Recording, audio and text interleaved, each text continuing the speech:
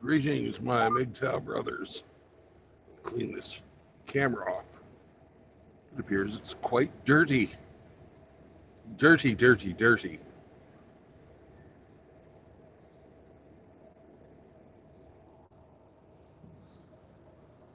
I guess that's better. Looks like the windshield's dirty too.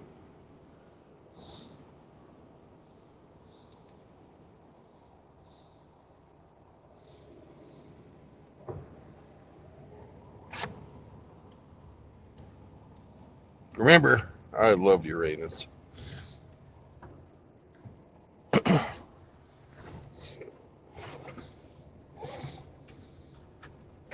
Hey, Smurf. Hey, Rusty.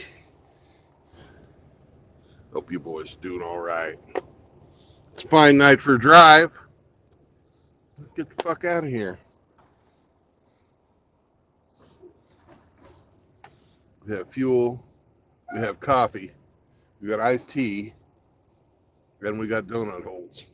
What more could a man want?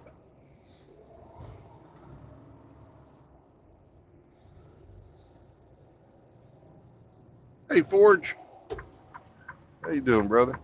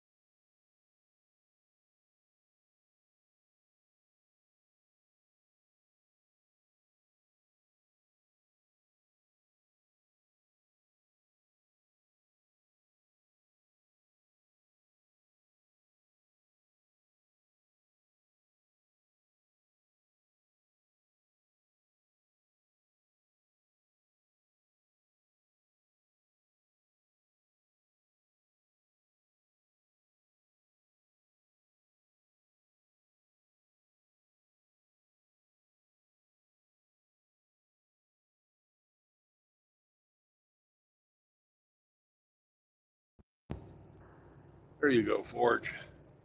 Now you're a mod. And these other guys can't pick on you. Gotta watch that Rusty Rivers. He's a bully.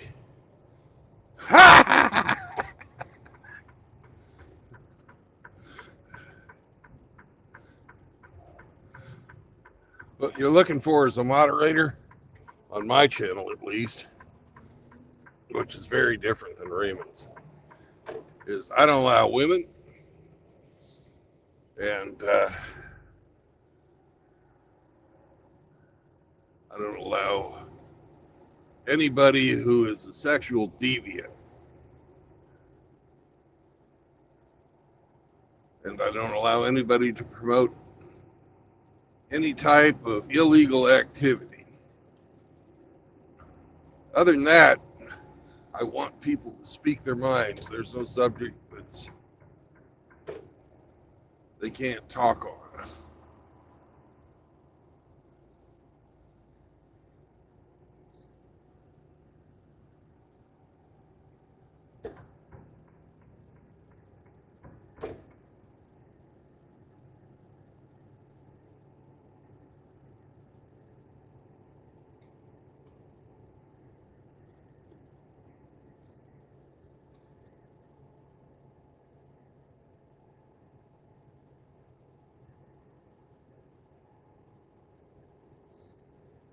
I'm not interested in growing the channel or how many clicks I get or the number of subs I have. I'm more interested in the substance of what people have to say. Putting a safe place out there for guys who have been through the fucking ringer to come and hang out, just normal men, come and hang out. I can watch the road.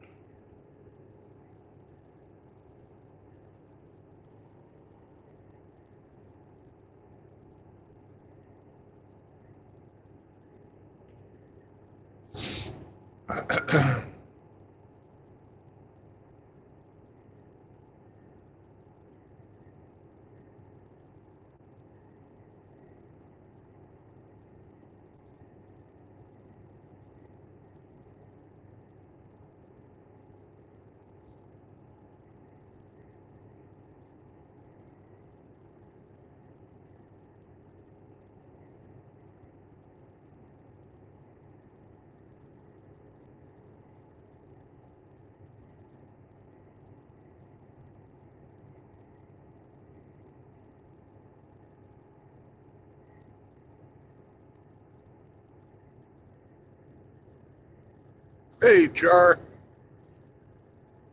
Welcome to the show.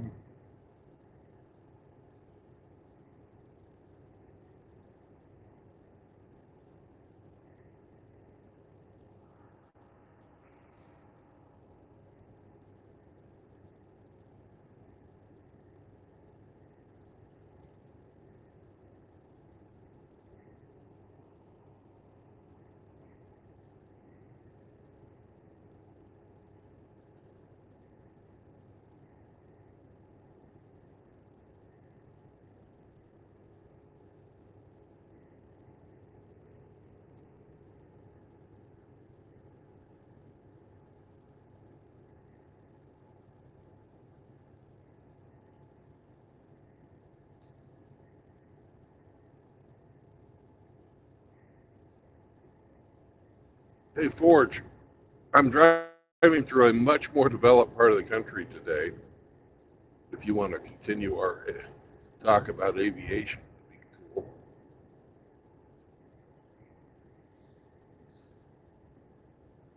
After our last talk, I started remembering one of my undergraduate fucking flight plans or airframes.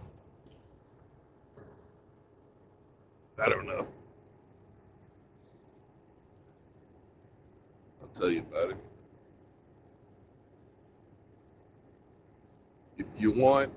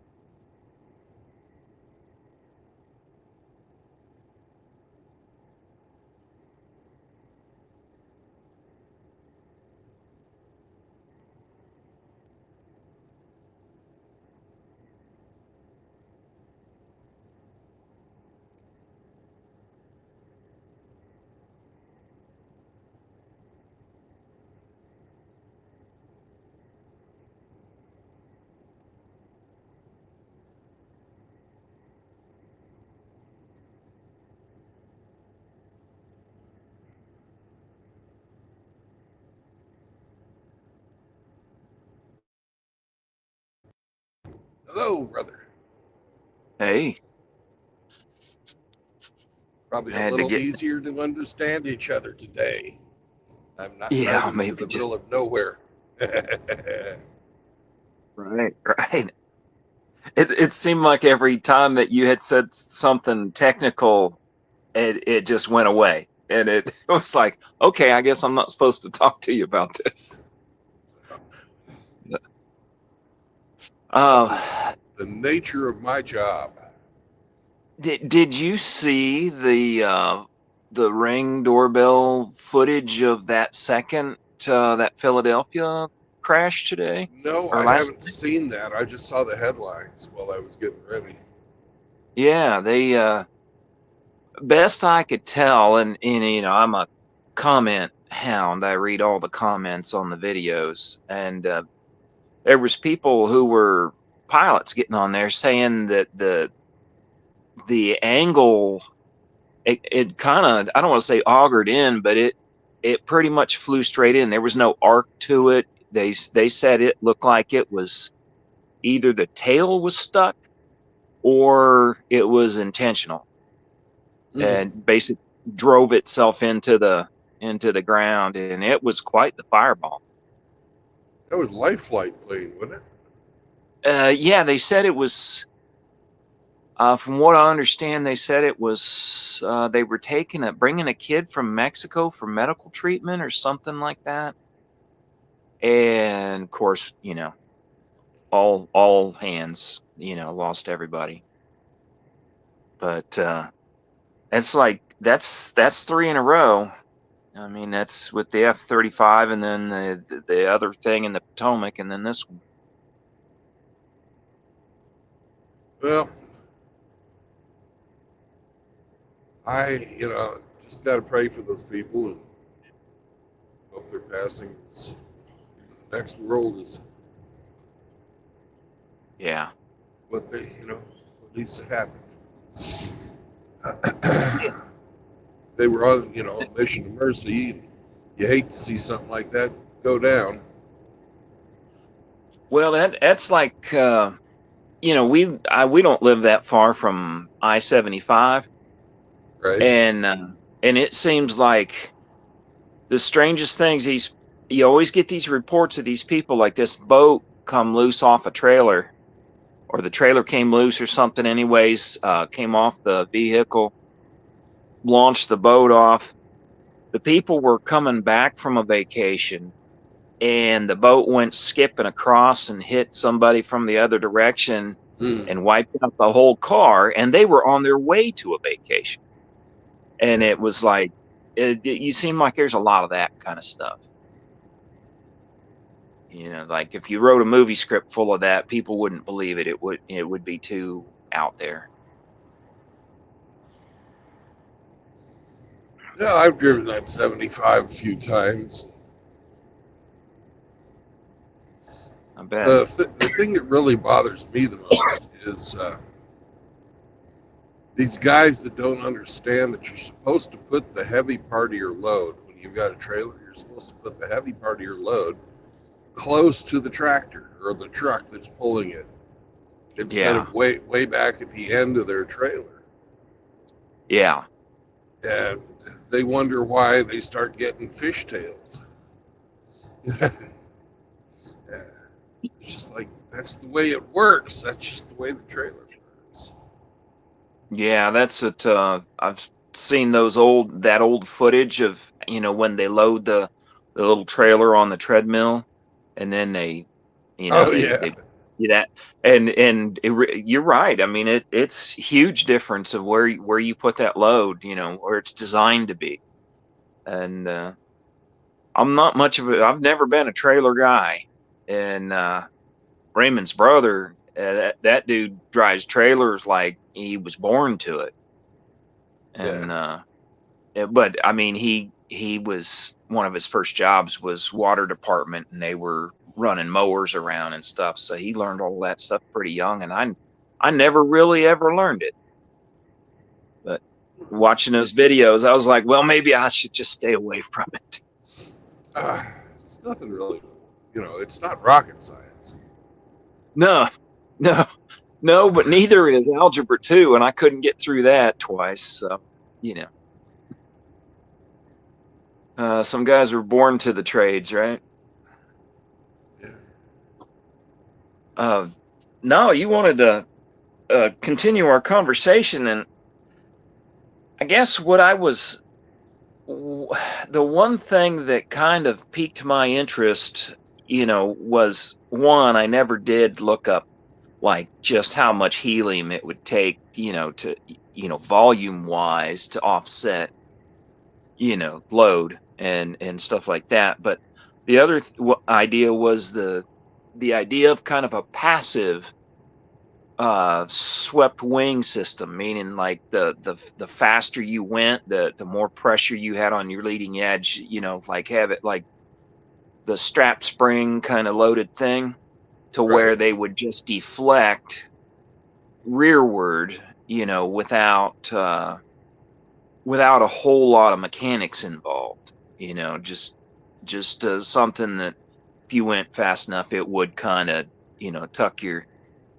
tips in, and maybe give you a nicer angle on that leading edge. But you were talking about just moving the entire wing, or the propulsion, I say, um, in relation to the wing configuration, which actually seems a lot more simple. Oh, it is. It's so much more simple and lighter, which is Yeah. the big thing. Now, I don't have a computer in front of me, but you know, look up the density of helium at standard temperature and pressure. Yeah. Well, I'm on my phone, and I'm Okay. in this. Yeah, I'm in the soundproof room. Well, that's how you figure out what the lifting capacity of helium is. Yeah.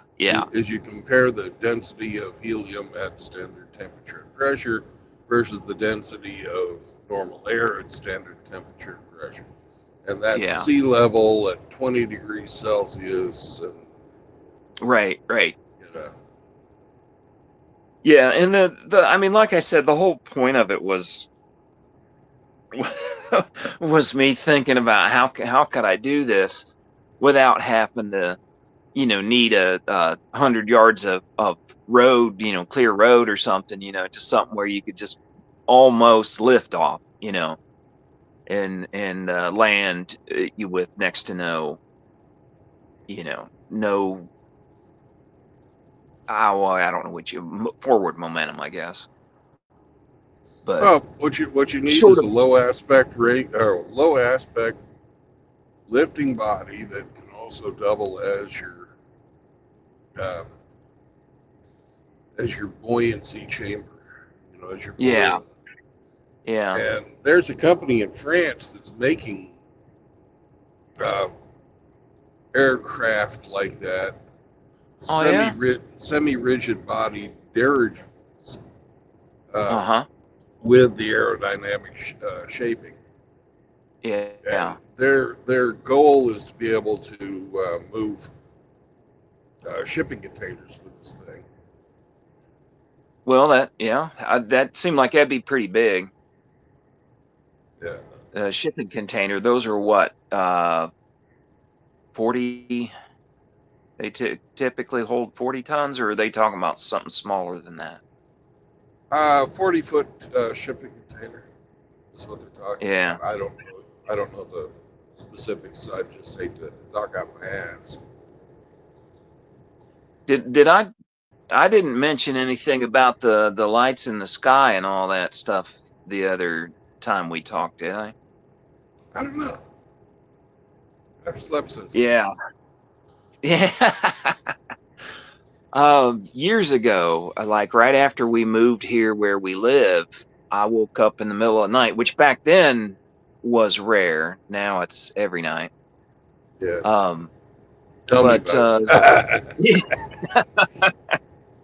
it. I put on my heavy coat and my glasses, and I walked outside and walked out and stood in the middle of my road in the middle of the night, probably 2:30 in the morning, because I could, because we were out in the country. It was like my first winter out in the country. I'm going to say it was probably February, and I'm looking up at the night sky, and I don't think there was a moon because it was pretty dark, but it was clear.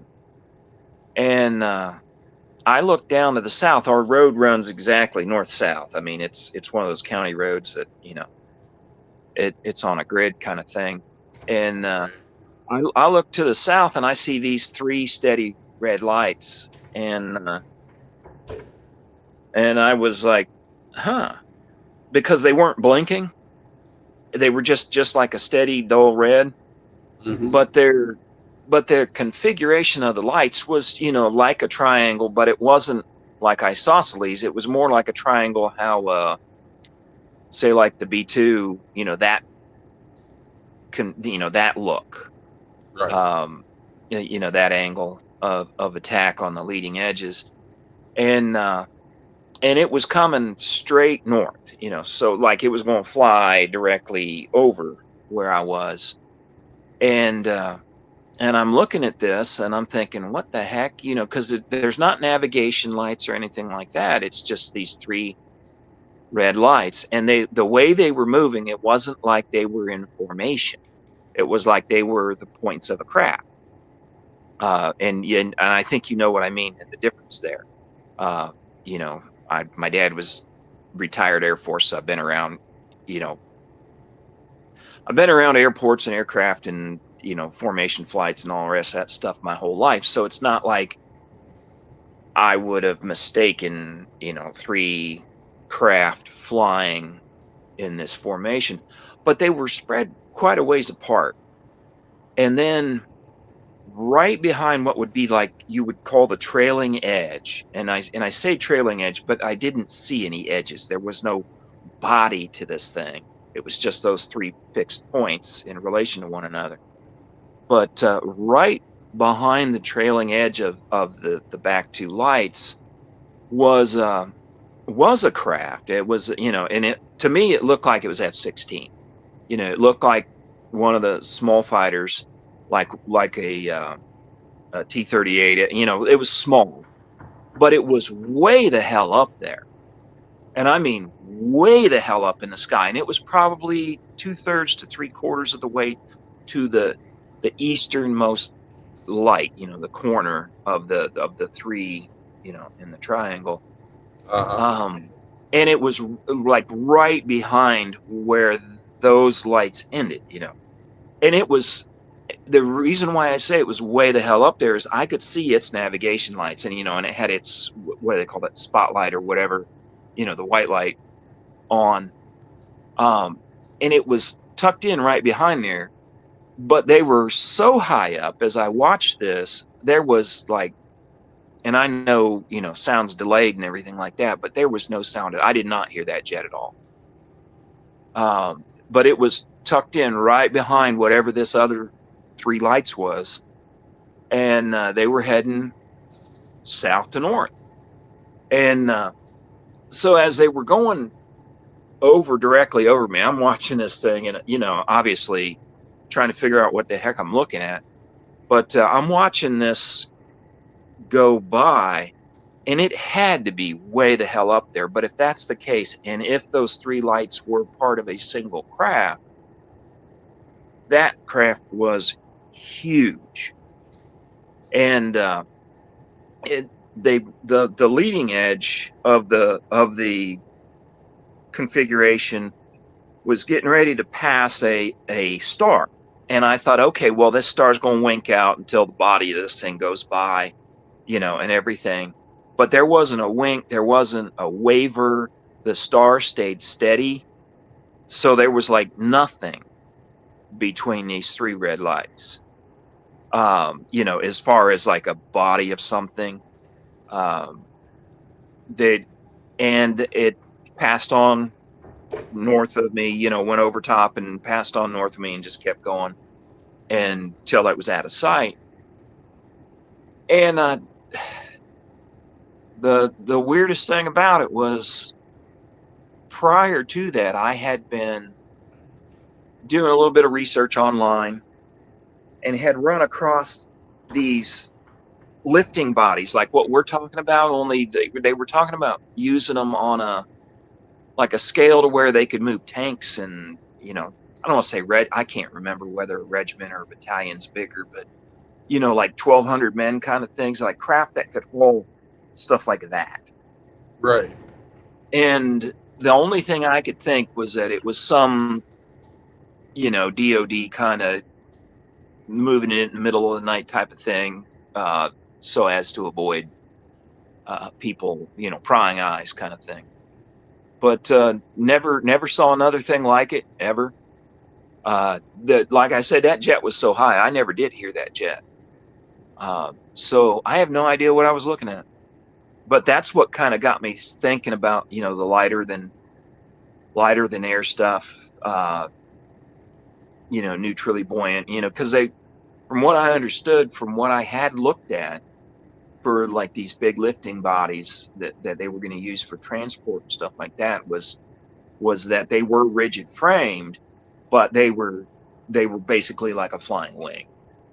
And I really haven't heard anything about that kind of stuff since. So Well, the Achilles heel of the lighter than air or neutrally buoyant aircraft is ground handling. mm-hmm. You know, it's not their flight characteristics or anything like that. It's just they're hard to control on the ground, Yeah. and they require expensive infrastructure. Helium's not cheap, and those giant hangars that they have to be stored in when they're not Mm-hmm. flying are definitely not cheap either. Right. So they have some advantages, but they have a lot of disadvantages too. So it makes me wonder if it wasn't something that, you know, they were working on, and you know, after they ran out of money, they just decided to quit. Well, they have blimps up there there are blimps now, and they've had them for years, that are Hmm. not, not rigid. A, a lot of the border surveillance that we have down on our southern border is accomplished by using blimps, Hmm. and they are, for the most part, unmanned, and they have the advantage of being able to stay on station virtually 24 hours a day, 7 days a week, for months at a time, and only need to be refueled occasionally. There's some that are even partially solar powered. They have like a clear envelope with solar panels inside the buoyancy chambers, inside the balloon part of the blimp. Yeah, I kind of wondered about that. When they talk about those being stationary, is like how in the world they maintain that. You know, given that it's a windy place up there.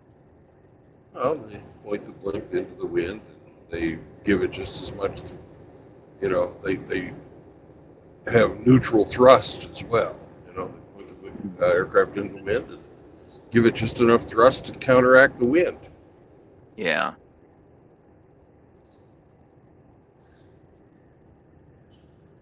Well, anyways, that's my big UFO story. Yeah. And I'm sure, like I said, I'm sure it was something that military's working on. I'm sure it was. It was. I'm sure it wasn't little green men. But by the same token, I mean that was also 2006, maybe. So really, almost 20 years ago. Yeah. But no, I wanted to. You had mentioned about your fishing ultralight, Yeah. and you were talking about your pontoons, and you were talking about the configuration of your, having that kind of like that square cutout under your uh auto gyro. Hmm. Well, And yeah. I just, I was saying why I was not going to use an auto oh, okay. But I was thinking that, you know in the same way that, we talk about lifting bodies. I mean, could you have something, configuration where your pontoons were in a round, where your pontoons are still pointing, nose to tail, but they're, like you were talking, the net or whatever, couldn't that be essentially a lifting body, but the edges of it be circular so that you didn't get that chop, Oh, if that sort of like makes have sense. a saucer shaped with a Yeah, with an yeah, with an but still, with an aqua dynamic bottom. yeah, yeah, something like that, and then that solves your vibration problem. You know, I mean, we get fancy enough, we'll figure something out. Well, just imagine the reports of flying saucers coming in and doing experiments on fish. Oh man, I tell you, it's something. I I'll put perused. I'll put on a fucking silver suit and a Shrek mask, and people freak. God damn it! I'm trying to pass this guy, and he fucking keeps changing lanes in front of me.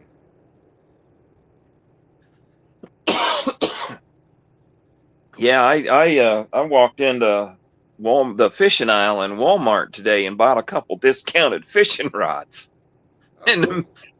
yeah, on the last day of January, I have no idea when I'm going to use them, but doggone it, they were there and they were calling my name. But yeah, that would, I could see that now. The headlines, that'd make the National Enquirer, Shit. aliens caught fishing on Lake Okeechobee. Yeah. I fucking missed my turn.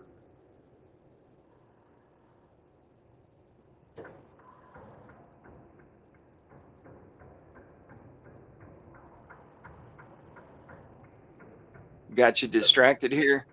I got too focused on passing this guy. Ah.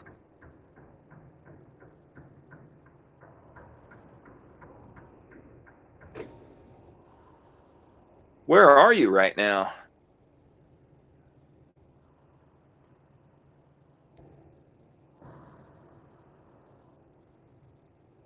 I'm near Charlotte, North Carolina. Say traffic looks a little heavier than I thought it would be at 2:30 in the morning.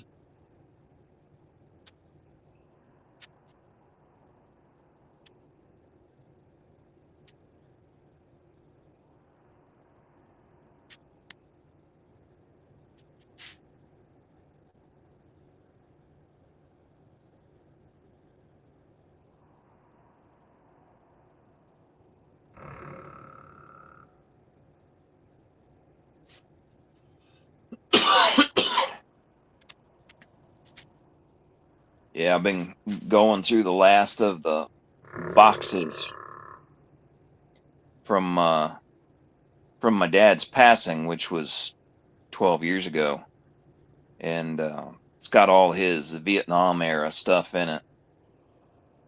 And he loved color slides, and I Yeah. just got like reel after reel after reel, box after box of colored slides, and man, it's going through this stuff. It's not just like tripping down memory lane. I mean, I'm seeing basically my parents' early life unfold in front of me.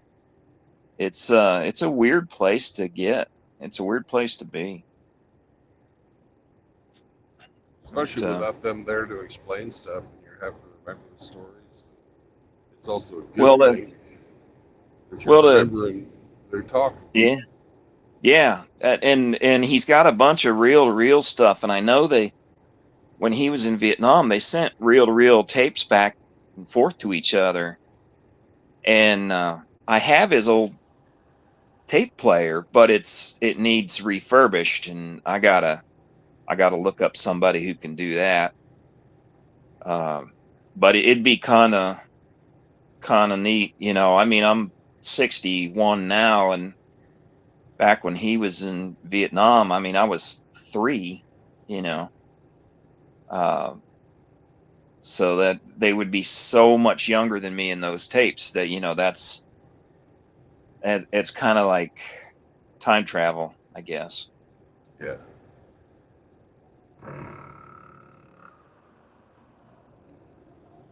Kind of is. Yeah, the sitting here in this is Raymond's old bedroom, and what's funny about it is I put resilient sound channel between him and his brother's room so they wouldn't kill each other, Uh-huh. and insulated all the walls, so it's like almost like a soundproof room. And after he had moved out, we turned it into the band room, like, because his brother was a drummer, you know, and now it's my library. And I'll probably do some live streams from here with Raymond, but now it's got reel to reel tapes and metal case after metal case of color slides, and you name it, everything's just spread all over the place going through all this stuff. But it puts you in a different kind of headspace. It really, the reverie, like you're saying, the remembering the stuff, it'll tease out little long forgotten things that they had said, or that you had done with them when you were little, or stuff like that, and make you remember parts of your brain you didn't know you still had. It's Yeah. kind of cool. Kind of cool.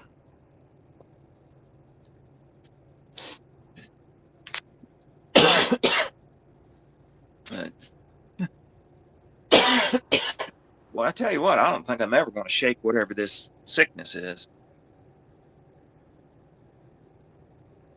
Yeah. I think it's, Hope you do.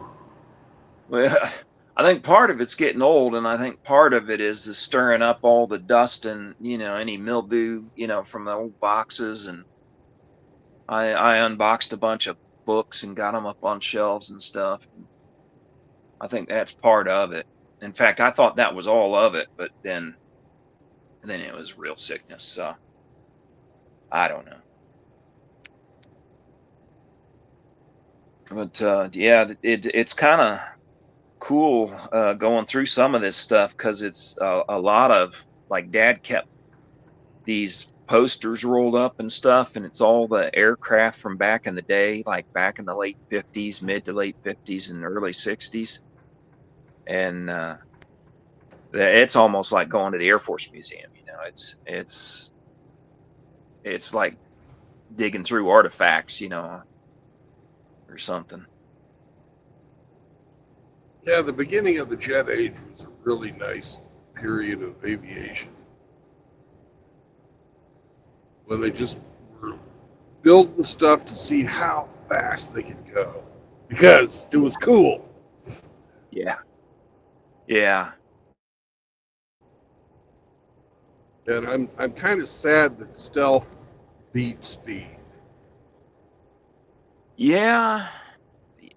It's funny, and this might be heresy for me to say, because I know the F4 was a screamer. I mean, it was fast, but I never liked the F4 as fast as it was, because it just always had that brown trail that, kind of hanging down behind it anytime it was coming into the base.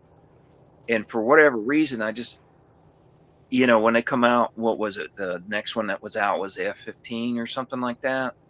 Was the next big craft. And that was kind of a different animal. But yeah, that F4, that was I mean, they were everywhere. They hung they were in the sky everywhere when I was a kid. Well, it was the only aircraft after World War II that was used by the Army. Excuse me, not the Army, the Air Force, the Navy, and the Marine Corps. Everybody that had fighters had F4s at one period of time. Yeah, yeah. We were You said still you using F4s to uh, pull targeting drones and stuff like that when I was in. So they still yeah. had some flying back in the 80s and 90s. Well, it kind of blows my mind because I remember, like, the Thunderbirds when they were in T-38s, and they still flying those T-38s. That's an old airframe. Yeah, it's a trainer, so it does its Yeah, job. yeah, Hell, and they're still building T-38s, not isn't just that crazy? flying them. Yeah, They make a few every year. yeah. I mean, I watched that. I'm sure you're familiar with Monkey Works. That guy. It's like Oh air yeah, traffic control. Yeah, yeah. he's always talking about the T-38s being up over Texas and Louisiana, stuff like that, doing their training. And yeah, like I said, I remember when the Thunderbirds were if I remember right, if I'm remembering it right, they were before I want to say before they were the F4s, they were the T-38s, and then after that, I can't remember was it the F-15 they went to after that? I don't know. I can tell you about the Blue Angels. But I don't know. Yeah, yeah. You know. I'm kind of partial to naval aircraft. Yeah, there's something really sexy about those things. I worked with a guy who was, I think he said he retired in E9, and Wow. he was the tail hook assembly was their job on the Super Bees.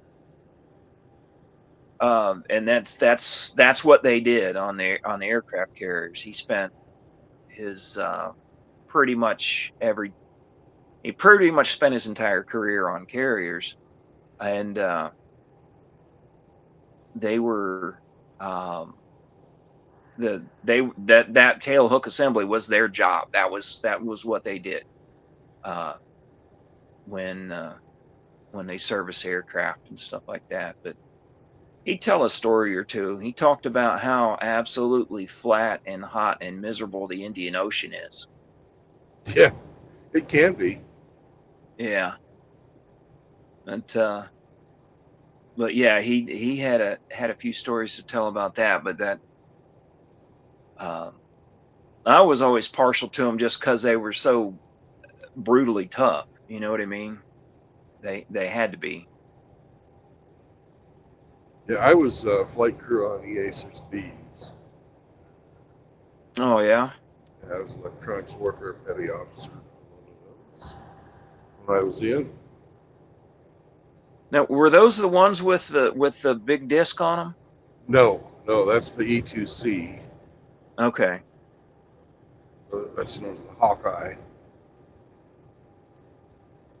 The Yeah, I know. EA-6Bs were the Navy version of the Wild Weasel platform.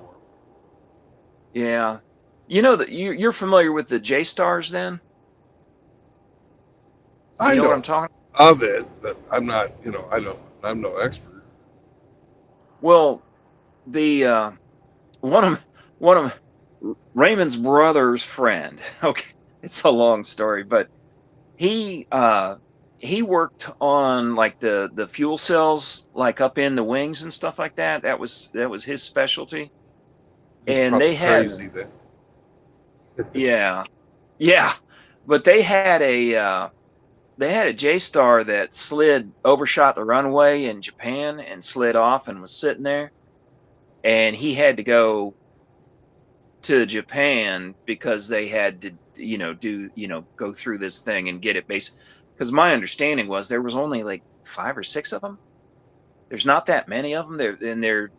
You talk about the intelligence suite. I guess they had everything in the kitchen sink too, Yeah. um, in those things. But I'm not going to pretend like I know any more than that. I know people who know stuff, but I don't know anything they know. So.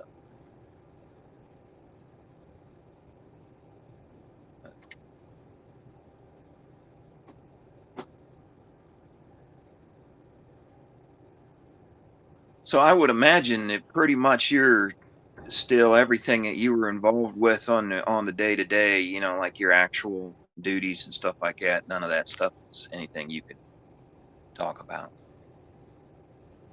Well, my job has now been replaced with a computer. They don't even have my guys to do my work anymore.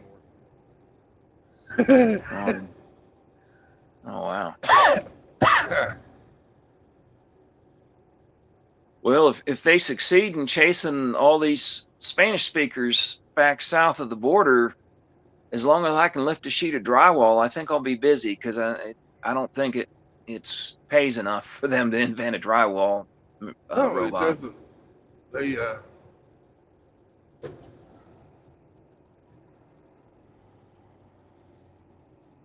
they have really during the course of our lifetime used those people from outside the United States to depress our wages. Yeah. Oh man, have they? I don't know how much you listen to Raymond, but I know if you've heard him talk about being out in the trades and stuff, I took my boys out to work with me, but it wasn't to train them in the trade. It was just to teach them how to work. Yeah. And but it's because of what you just said. As I figured the future was poverty and Spanish speaking, and I didn't want to rope them into a dead end job because I needed the help, kind of thing. And it's just what you said, that right about the time I hit it is about the time that they started to come in numbers into the trades. And when I say into the trades, I mean into drywall and, drive it and finishing and stuff like that. And our wages stayed flat for the next 20 years. And I blame the guys that are running the little independent contractors companies that hire these people. Yeah. I don't blame the Mexicans. No, and I don't either, because they're just like, if things were so bad here, I had to go to Mexico to find a job, I would. I'd fake speaking Spanish to do it. But yeah, and that was the thing is like, I've had a contracting business since '96, and I always hired Americans. I always hired English speakers. For one, I didn't want a communication barrier, and two, Americans needed jobs, and And and welcome to South Carolina, South Carolina. motherfuckers. I have to do that for state. I have to, but yeah, my competitors, I mean, and they end up drywall millionaires. They hire up 15, 10, 15, 20, 25, 40, 50 guys. And then as soon as the job was over, cut them loose. And those dudes, they were nowadays, I don't know how it is nowadays because I'm not out there,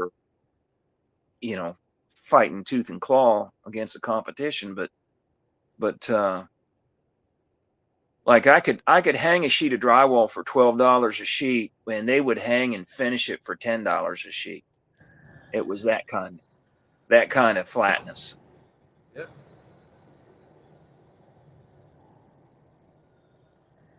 But yeah, so When I first got out of the Navy, I was doing commercial electrician work for a bit. yeah. And our job, we had one job up on Fort Riley, Kansas, a military fucking base. Uh-huh.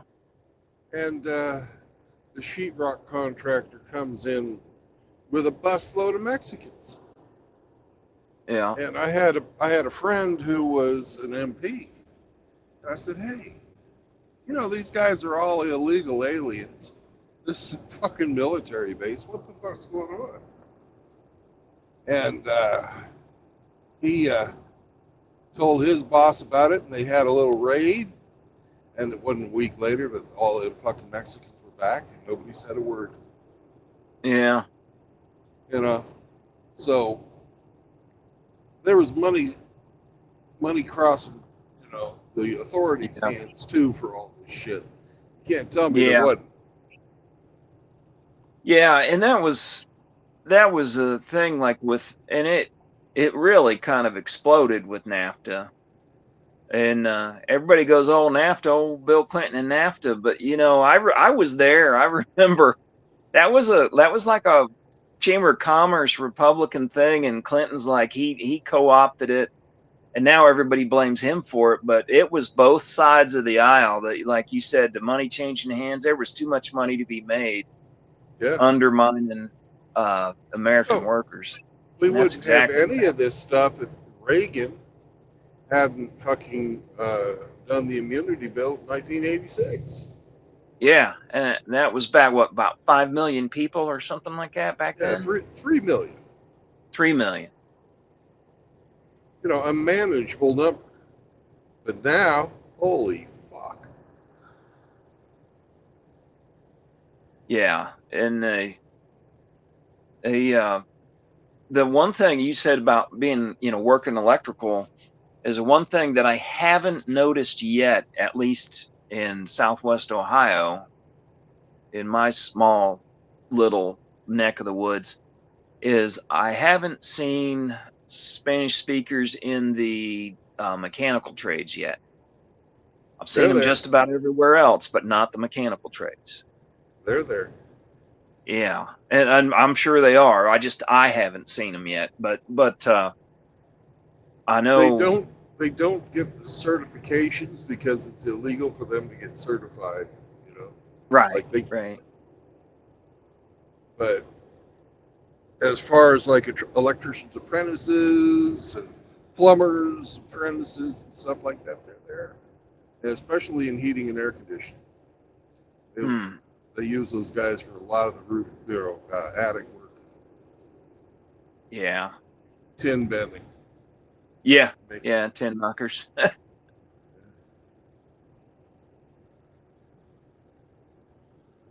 that's a brutal job.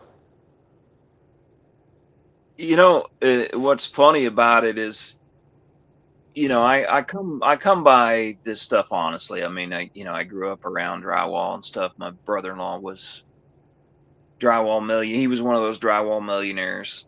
So I broke into the interior trades. Pretty honestly. But I always was like scavenging like roofing panels and stuff that was going in the dumpster. Yeah. And I think I missed my calling. I think I should have been a fabricator, because for whatever reason, I just seem to be able to look at what I need to do, what bends I need to make and what cuts and stuff like that, and like building raised beds out of old standing seam roof panels and things like that. Um, Nice. it's the strangest thing because I was around it on the job, but I was never a tin knocker. But Yeah. I probably should have been. So,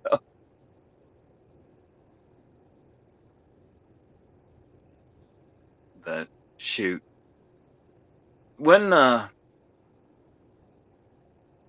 when did you go into the service? I mean, how old were you? 1988. I was 21. 21. So was that right out of college then, or No, no, no, no. I flunked no? out of college the first time. Then I went back after I was in the service. Did you use a I GI Bill? graduated. Yeah, I graduated high school in '85. Then majored in heavy metal. Uh, Needless to say, my studies were shit. Yeah.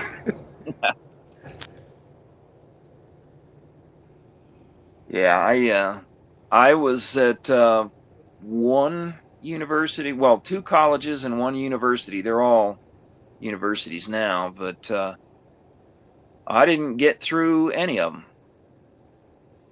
Uh, I got that mental block when it comes to the paperwork. Yeah. It, I learned a little bit. I learned a lot of how not to be. No, I wouldn't have done it, but I started having babies, and I thought to myself, I need to be making more money than I can make while working with my hands. So I became Yeah, an engineer. And I was always that jerk that would say, oh, if I did this way, it'd work better. So, so I figured, oh, I'll just go be the guy that makes it so that the mechanics like working on yeah, yeah, no doubt. it. And Need that part those of in it the was automotive okay. industry. That part of it was okay, but the fucking office politics.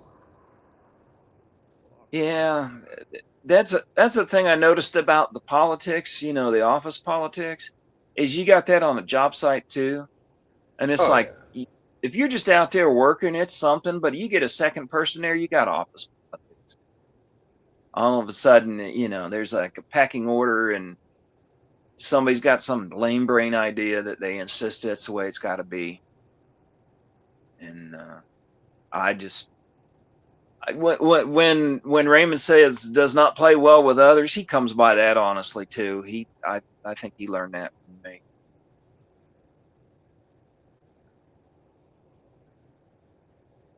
His frustration level probably a little, his fuse a little shorter than mine, but you know I get it. But did you ever read that? What was it, Bud Rich or whatever, the Kelly Johnson's right hand guy? Did you ever read that book he wrote? Nope. So that everything I know about Skunk Works is from that book. So I don't know anything other than what I read in a book. Yeah. But but it sounded to me like Johnson had the right idea when it came to office politics. He And didn't tolerate a lot. He was in charge. And that was it. yeah, yeah, pretty much.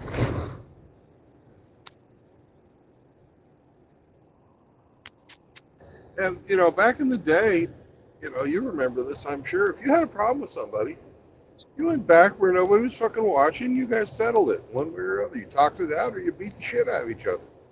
Yeah, yeah. I mean, that was still happening in the. I was 13 years old on sweeping out my first house behind my brother-in-law.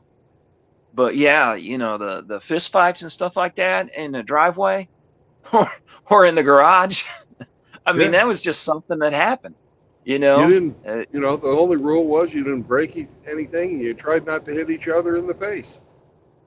yeah, yeah, and the thing was is that it almost invariably somebody went through some drywall. You know what I mean? Like their back busted out between some studs or something like that, and they got Yeah. thrown into a wall. I mean that happened pretty regular, but we were drywallers, so we just cut it out and fix it. So it wasn't too much of a thing. But yeah, that died away pretty quick, to be honest. I don't. I didn't work like. I was always open shop, so I didn't work around. Some of the union guys they'd knuckle up maybe a little quicker. I think. I don't know. Maybe that's just a stereotype I'm thinking of, but we all of that kind of went. It seemed like it went away, and I remember when my first introduction to the HASCOM program, the OSHA HASCOM, was when the dude showed up with a pistol on his hip and a pair of handcuffs, and I'm looking at him thinking, "You're an inspector?" Uh, He's an asshole, is and what he was. yeah, yeah. What I didn't know at the time was he had the arresting powers of a federal marshal. I had no idea. And he I shouldn't just have. thought no, he shouldn't have. OSHA is kind of like the conservancy districts. There's nothing constitutional about that. They got all three branches of government in one agency. That's not how that's supposed to work. But yeah, my that seemed to we went from fistfights in the garage to OSHA regulations and HASCOM programs to HR, and now life sucks. Yeah. HR has been pretty fucking awful on the trades. Yeah, I yeah, and never would have thought I'd have had to answer to somebody who didn't know a thing about what the hell I was doing or what I was talking about, and they'd be in charge of hiring and firing. well, it was the little lady with the hard hat Always the little lady. in the clipboard. You know, she was a company mom, and she'd come out and she'd say, "You got to have those wheels on your scaffold lock." I'm like, "Okay, so I've got to climb up and climb down every time I want to move." Every single freaking time I want to move, I gotta go over the side of this thing. And now you should calculate the potential risk of that move versus me just doing a hip toss and rolling this thing along. You know, no, it was in the regulations. You gotta lock these wheels. Yeah. How about you go get a breakfast burrito or something? But Well, the insurance companies forced that company mom on you. yeah, You had to have that to have compliance. If you weren't compliant, you were uninsurable. Yada, yeah, yada, yada. yeah, yeah. And do you remember? I seem to remember it, but do you remember when they changed the law or the rules? I don't know if it was rules or laws or what it was, but it used to be that doctors and lawyers weren't allowed to advertise. I mean, you might see like in a classifieds and stuff like that, you might see, little blurbs or something like that in there. But they changed the rules somewhere along the way, and then all of a sudden, medical stuff and lawyers and insurance companies and everything like that, they started advertising big time. And Yeah. I, I think that happened when all the HMO stuff was going down. yeah, that sounds about right. But man, that was, I mean, Dad had his whole career. I mean, even in the Air Force, he was a combat medic to start with, but his whole career was in the health field. And they literally, and this is something, and Dad always voted Republican, and nothing, nothing wrong with that. I have to, but blame me for half the world's problems, I guess. But um, he was at an agency. It was Miami Valley Health Systems Agency, and their mission was to, as a regulatory agency, was to keep healthcare high quality and affordable. And when Reagan come in and cut all the regulations, he cut the funding for that agency. And there wasn't anybody minding all these hospitals and everything anymore. And they just started building like crazy, and healthcare started rising. I mean, that wasn't the only reason, but that was one of the reasons. And funny how that works, Yeah, and uh, not everybody used to have health insurance. That was a Right, bonus. That was a bonus. You got that. right. That was not necessary. Because most people, if you need be, could go down to the hospital, broke your leg, and you could pay for it. Yeah, You might have to pay for it in installments for a couple of weeks or months or something like that, but it was generally affordable. yeah, And now, like, I went to an urgent care about 5 years ago. I had a sore throat, and they threw words like holistic at me. They wanted to run fucking checks on my entire fucking body. And I'm yeah, like, guys, I've got a sore throat. Look, do a fucking throat culture and give me some antibiotics. yeah, Jesus, yeah, it's not holistic medicine. That's just you fucking charging my insurance as much as you possibly can. yeah. Scam. They're just fucking scam artists. Absolutely. And I got, obviously with Dad in the industry, as a regulator and stuff like that, I had inside baseball that way. But being in construction, I mean, when nothing else was happening, schools, like universities and hospitals medical was always building, and so you knew who had the money, and they were always building. And that was one of the things. I can't. It's Med something. I can't remember. They've probably been bought and sold 100 times and changed their name 200 times. But we were pricing up a job for them, and there was one of the local insurers had like left the area, and so they were picking up a bunch of like the blue collar, or not blue collar, but Blue Cross Blue Shield kind of customers. Right. And so they were trying to, they had a limited space, but they were trying to maximize like their waiting room and everything else like that. But the one thing they said is, no matter what, we can't touch our labs. That's our moneymaker. So they were going to try to reconfigure this so that they could get more people in the queue. had more people sitting in the rooms waiting on the docks. But man, you couldn't touch their lab space because that was their cash cow. And that's just, you know, that I love how all these hospitals are nonprofits. Yeah, sure they are. And You know, back when Dad, I was a kid, our local hospital was run by the Catholic Church. mm-hmm, yeah, And it literally was a nonprofit. right, right.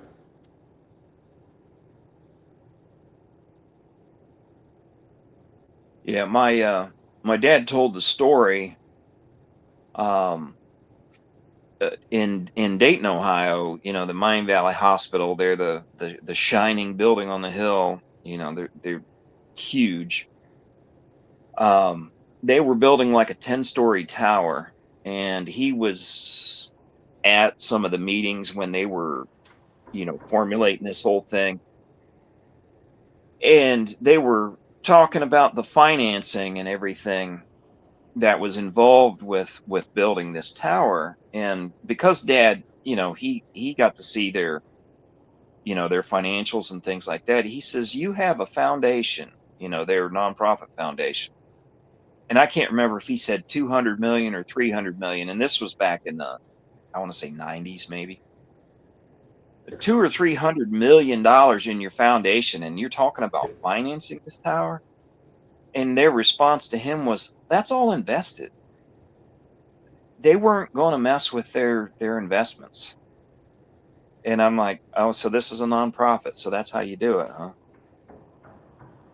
But it just, I have as, you know, and I'm sure they'll save my life and I'll have to eat my words, but I have as little to do with medical anything as I could possibly have Yeah, to I do hear with them. you. Me too. You know, thank God Yeah, I'm a veteran. yeah, yeah, yeah, about that. Dad, because Dad knew the VA inside and out and the base hospital down here in Dayton, or, you know, at Wright Pat, um, he always went to the base hospital. He would not go to the VA because he knew their outcomes. And Depends on which VA hospital you're talking about. yeah, well, so the one in Dayton, the one north, you know, just north of town Yeah. or west of town, whatever relation it is to downtown. Well, because of when I served and where I served, I have free medicine, you know, free medical, prescription drugs. Yeah, you get the TRICARE for Life thing. No, I'm not on TRICARE. I wasn't in long enough, but Mm. just because of Gulf War disease, everything like Oh that, yeah, they just gave everybody who was over there, and I'm not sick, right. I, right?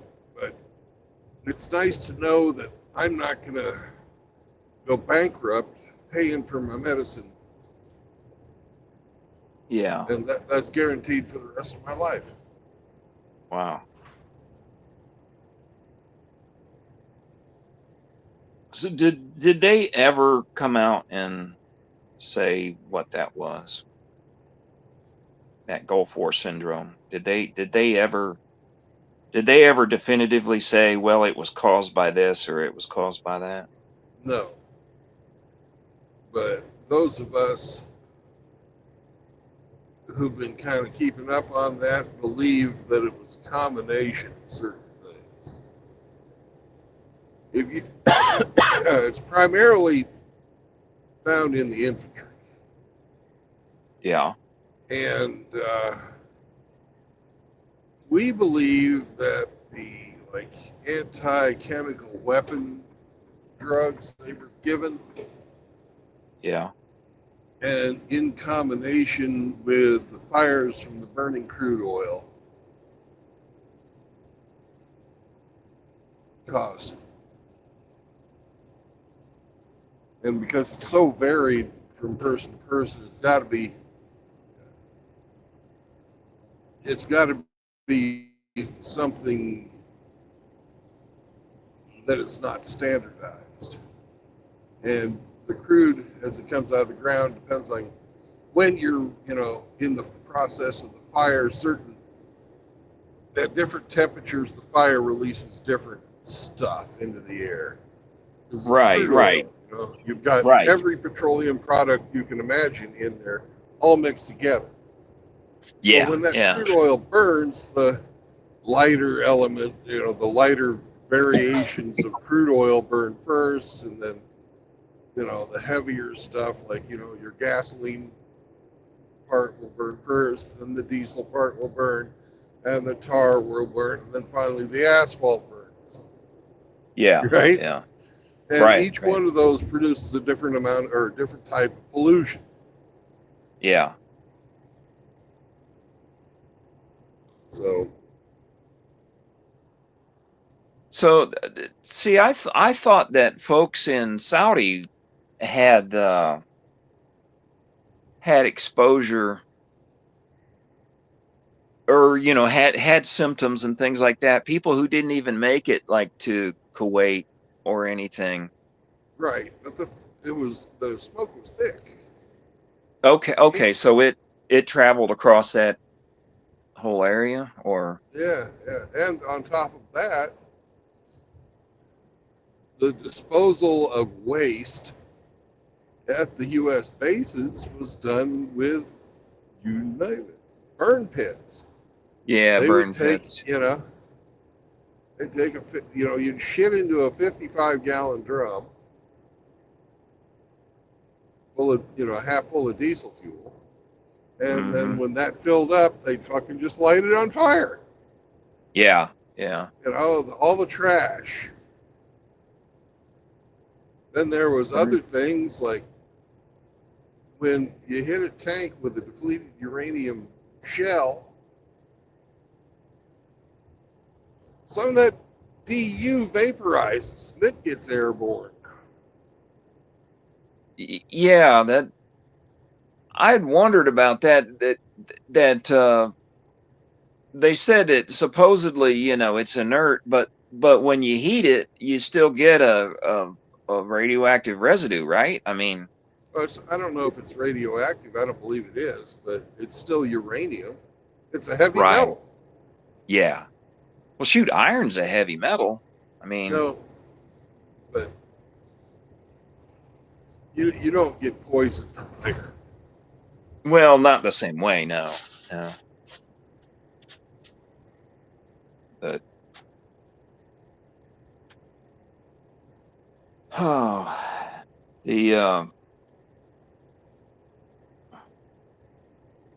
the the last two times I was down there, we talked about the Air Force Museum. The last two times I was down there, one of the eh, one of the hidden gems of that place is those volunteers.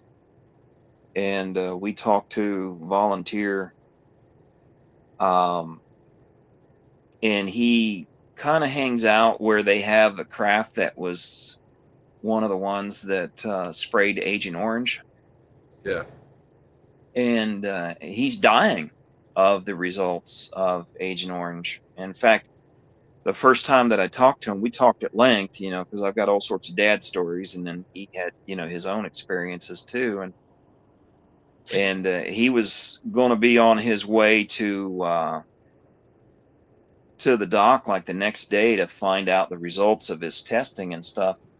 And so fast forward a couple months, and Raymond and I headed down there and ran into him again, and I asked him how he was doing. He says they gave me 2 years,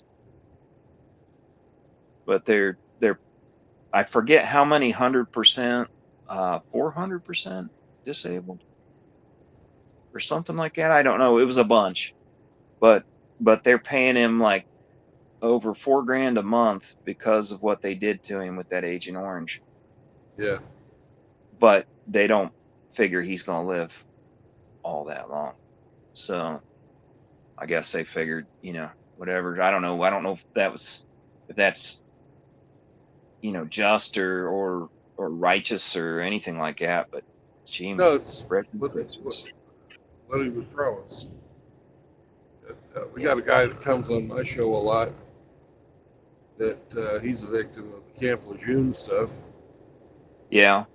where they were hydrating those guys with poison water.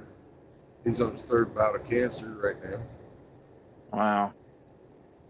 I was not down there long enough to have that problem where I'm in that target category, but I only spent 3 weeks down there before they decided that I was unfit for military duty.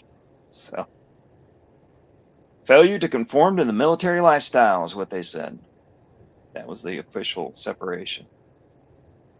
But yeah, I'd probably be fighting cancer right now too, had I stayed, because my understanding is from everything that I've read, that was during that time period. I thought they only had Marine Corps basic training in Paris Island and San Diego. Well, I got they sent the information. You know what I mean? It's like I'm sure you probably got the same information, like when that dude got his laptop stolen out of his trunk, supposedly. And it had everybody's information in it.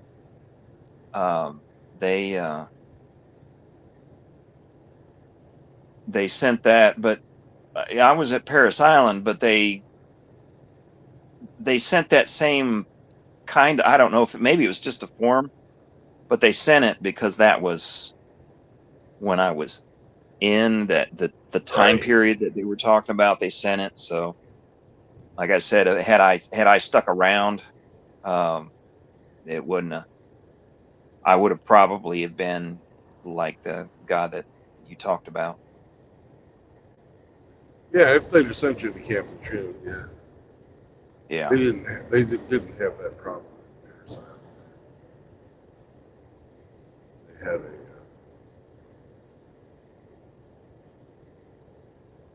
chemical, I can't remember the name of it, that it was a byproduct of the oil that's in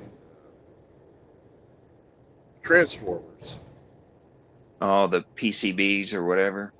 Yeah, and but this stuff they found was a great herbicide. So they had a big old tank of it at Camp Lejeune. Well, that leaked. The wells that they had for getting their drinking water happened to have Oh, been close enough to fucking pick up this fucking shit. Then they wouldn't acknowledge that it was a problem until after everybody who was in charge at the time had died. yeah.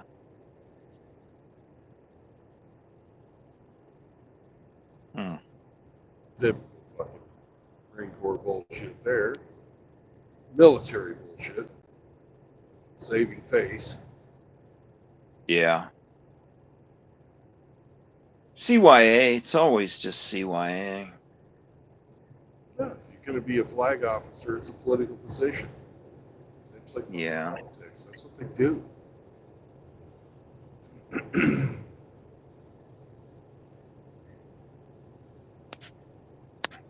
Well, I tell you what, I appreciate you calling me on here, especially talking to aeronautics and stuff like that. But Mama's been trying to sleep. I'm hoping she don't wake up and say, "Well, who in the heck were you talking to all night?" I'll make up some story. Lie to her. Tell It's her you're talking to Brandon. yeah, you just had a bad dream. That's all it was. Go back to sleep. But I get off of here and maybe lay down for a few more hours before I'm up and on the road with Raymond today. So I heard you guys are going to go to some property. yeah, yeah. Actually, as a direct result of Dad losing his job with the cut of the funding of his agency, he ended up getting a job up in North Central Ohio, physicians peer review organization, and after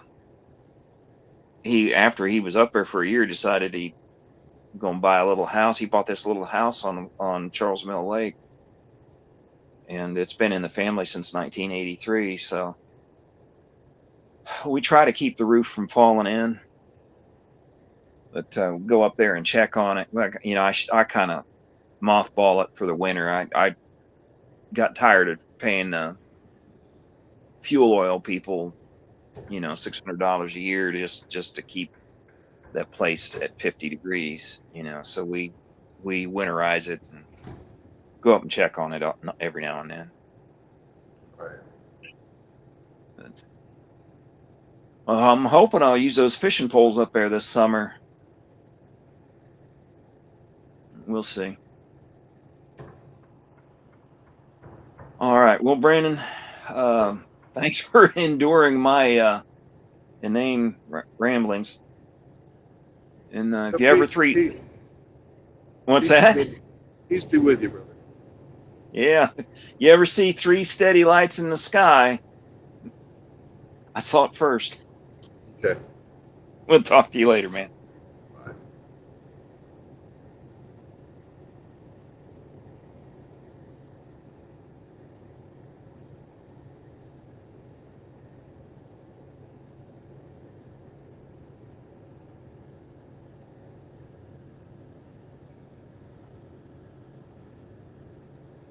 What's up, SCE?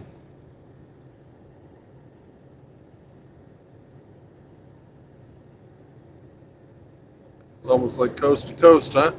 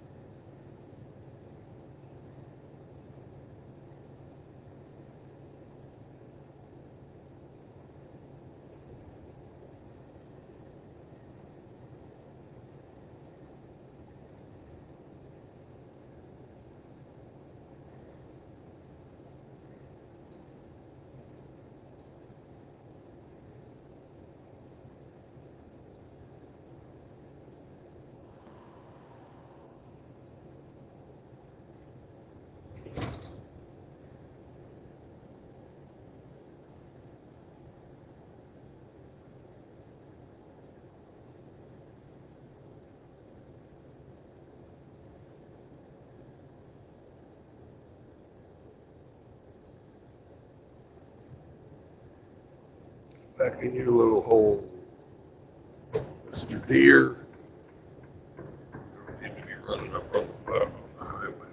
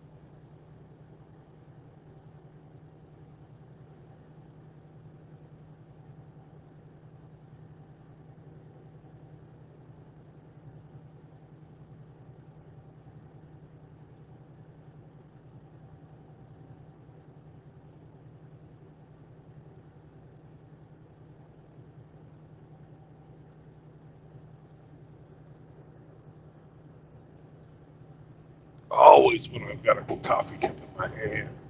Always. I'll let you in just a second.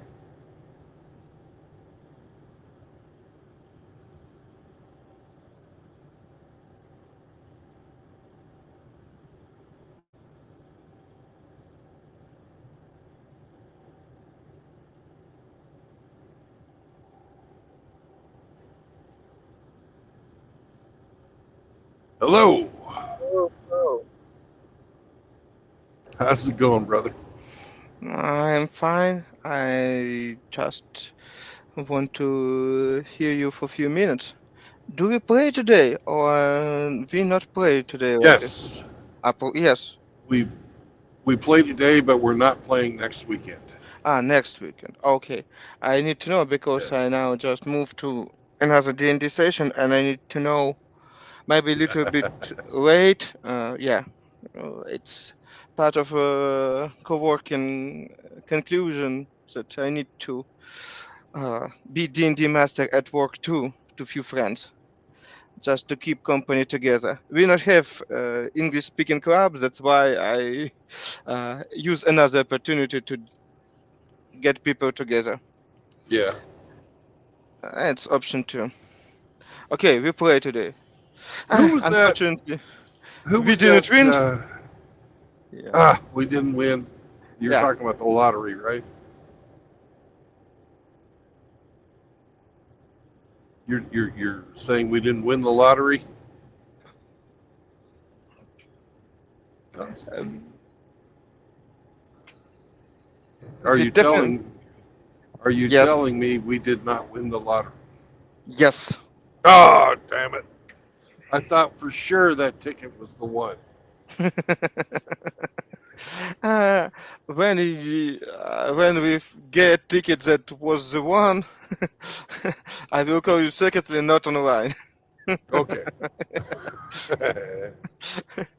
Because I don't want, because you still show marks when they can find you if something good happen. Again, that's bad and good stuff, but Yeah. just in case. Uh, I may be naive that believe at some point we have chance to win, but again, it's more Hey, about we have a chance. It's yes, just and it's not a very good chance. pretty bad chance. But again, I still live in war, country in war, and my chances, in any case, very bad. But get at least some good chances. It's already a fine start for any point of view. Yeah. Okay. We play today. You probably roll your own dice because if you No, we'll see. I may be done driving by then, but I probably won't be. because I saw that it's a lot of time, 9 hours probably. Yeah, but I've got to go get loaded, and it just Mm, depends on how long it takes them to load me. see. Okay.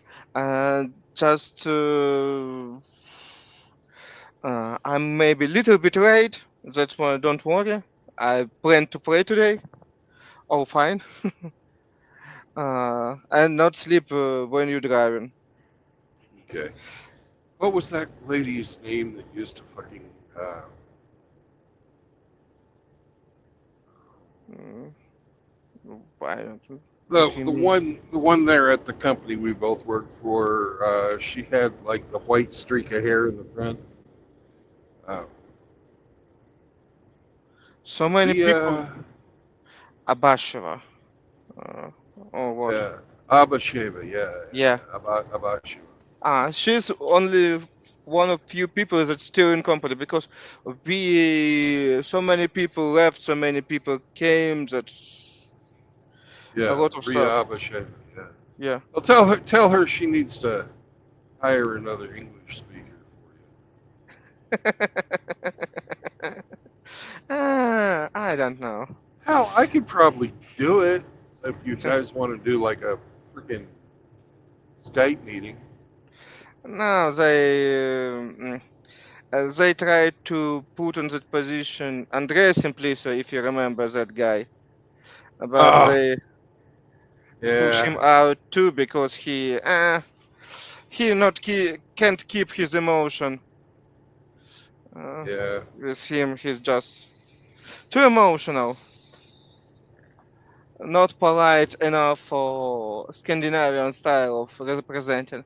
And in one case, I just like it that they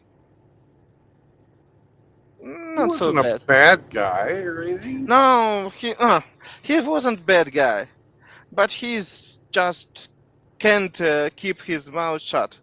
And That's true. and the main issue that it's without reason. He attacking one guy that before war was pro-Russian, and after that, after war that guy that he attacking just shut up and not said anything. Just okay, I was wrong. I not say anything, and that and Andreas still push him every in any opportunity, and that's end badly. Yeah, that stuck. That's not It's not how it must work. I can accept that people can be morons, but if they shut up about what they think and not make any damage, that it's fine. But it's not that case. Okay. Good to hear you. Uh, talk to you later. Well, if you Stay see safe. Maria, tell her I said hi. Definitely. Talk to you, man. Bye. Bye bye.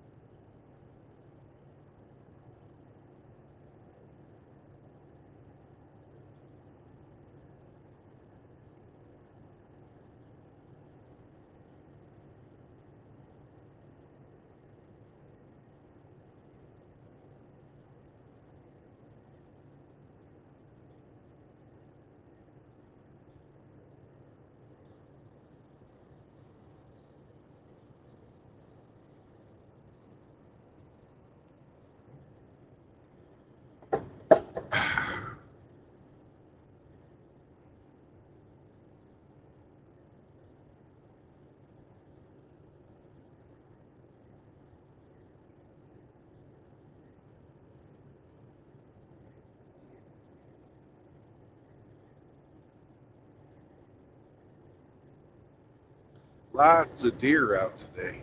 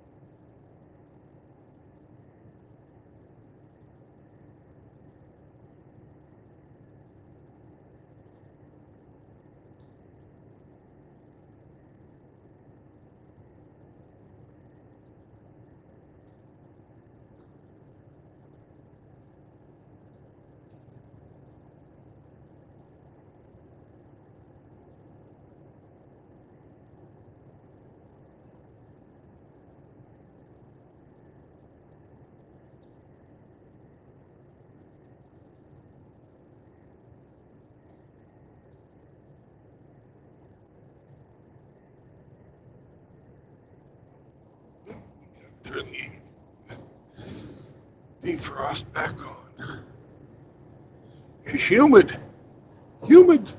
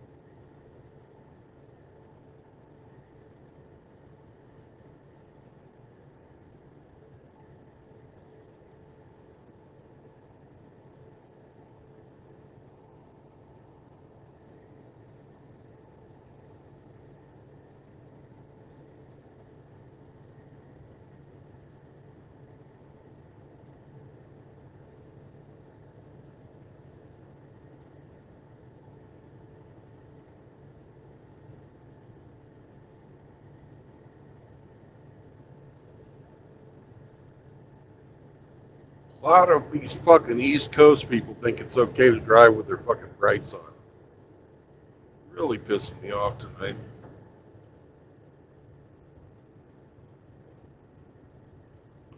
Think that's cool? Like it?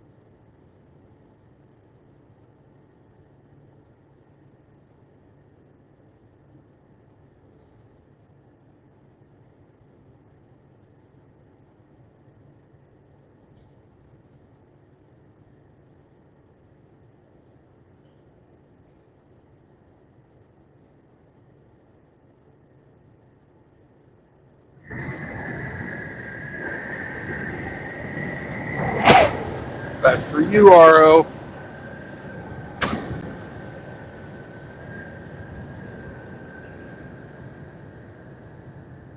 Actua. Spit on that thing.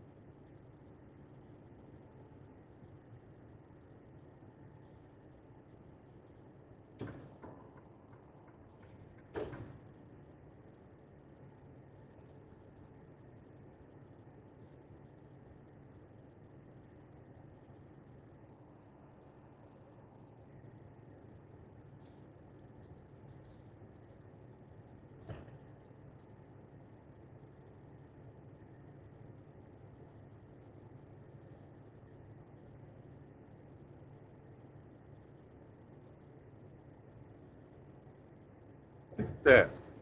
There's a KOA campground here on I-95 exit 33.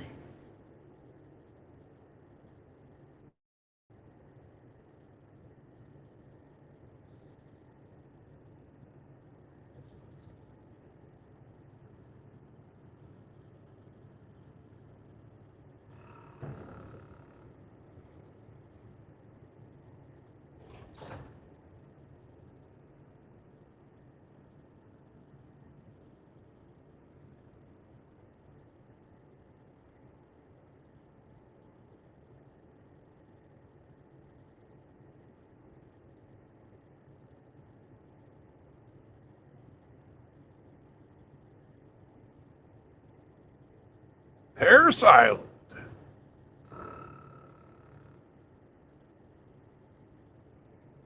Paris, Northern Island. Fuckers.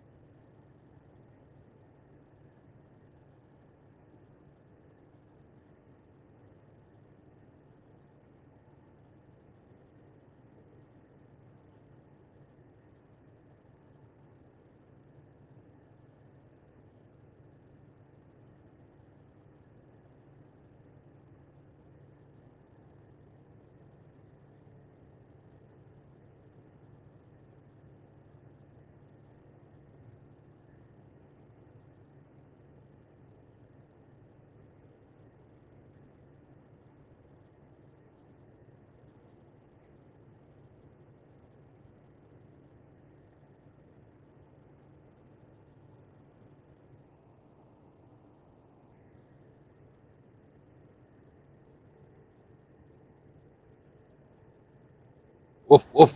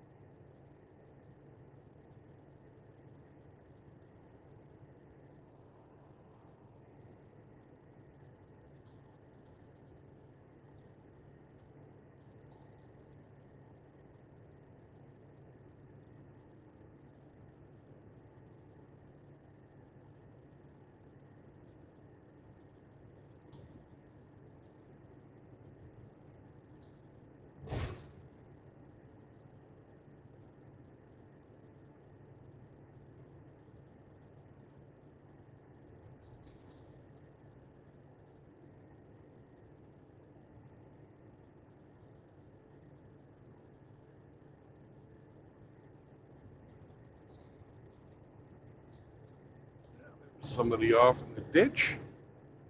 The way you're supposed to do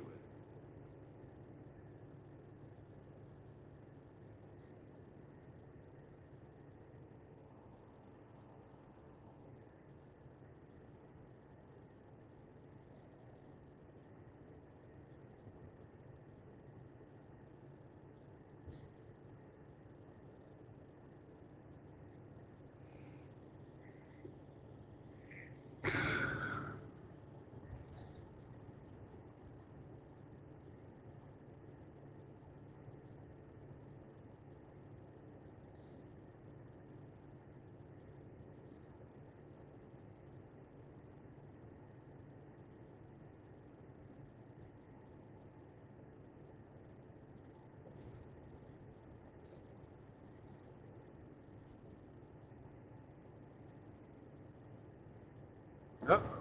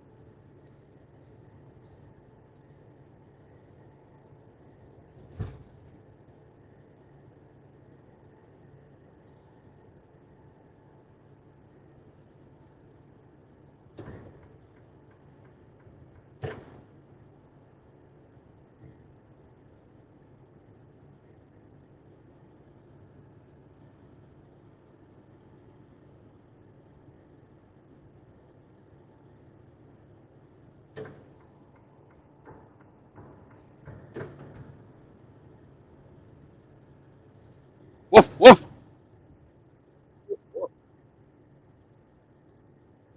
And how are you this fine morning? Oh, I'm doing okay. How about yourself? Ah, better than the guy in that ambulance. I'm sure. Man, you got up early. Yep.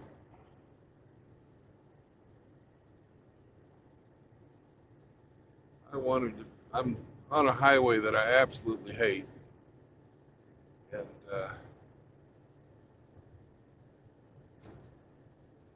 I wanted to make sure that I parked as early as possible and got a parking spot at a place I could take a shower.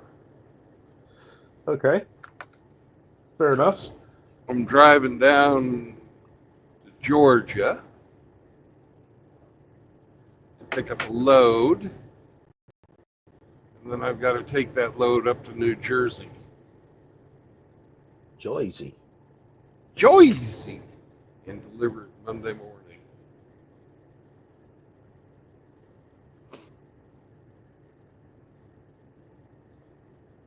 You can get you one of them New Jersey housewives while you're up there. Yeah. I wouldn't wish that on my worst enemy. Uh-oh. He stopped up here.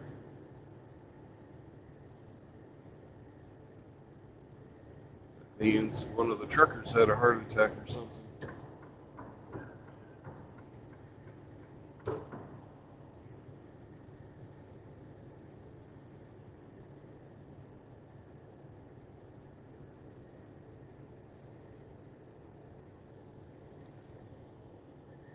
That ain't no good. Uh-oh.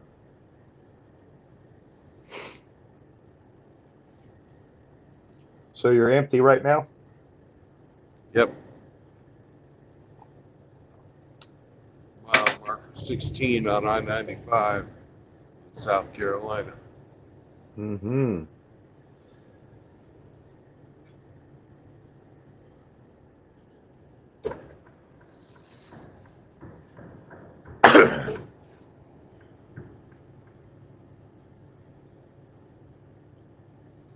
That's where the ambulance should go.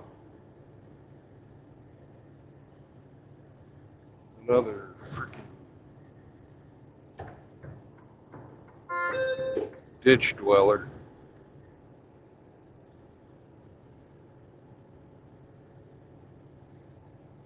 Not cool. Not cool.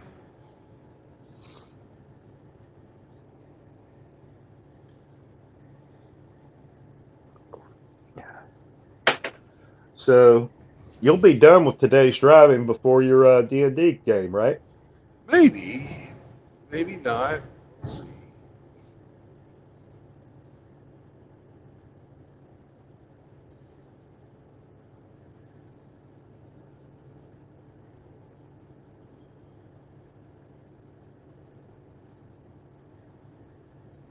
Depends on when they get me loaded.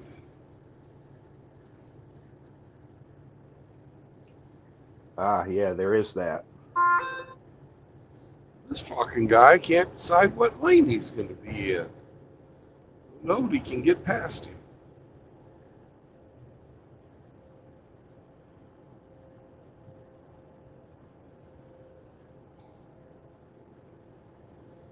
Because he ain't going much faster than the guy that he's trying to pass. I'm now stuck in the slow lane behind this guy who I was really nice and let me over when they had the wreck. Who, he was hauling ass. So I decided I wasn't going to whip back out there and slow him down. And then got this other feller. He decided it's all right to drive, 60 and an 80.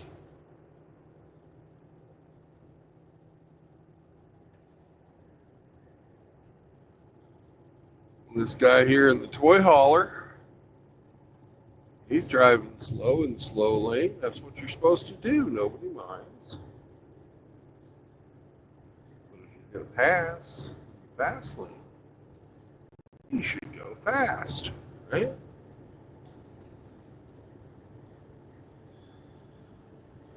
That's what you do in the fast lane. It's life in the fast lane. Surely makes you lose your mind. Yeah.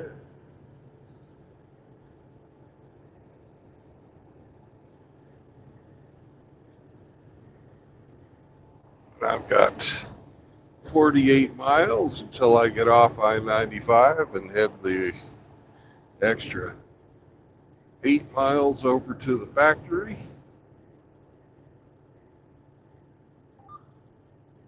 Carrying an unspecified cargo that I will not divulge. Oh no, can't have any of that.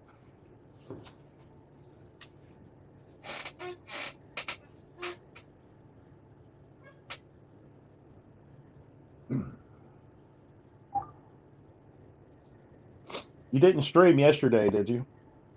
No, yesterday I had the lovely experience of having not one, but two double bookings where freight brokers decided to hire more than one truck for one load. Great people that they are.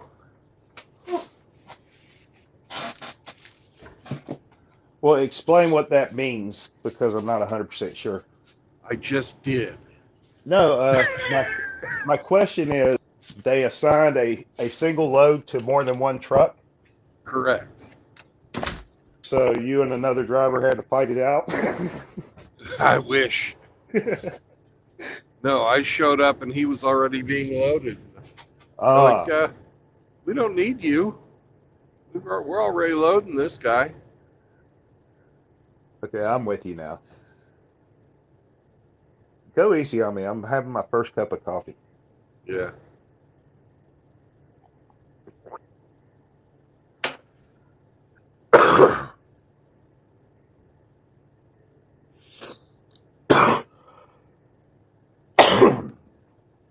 Ugh.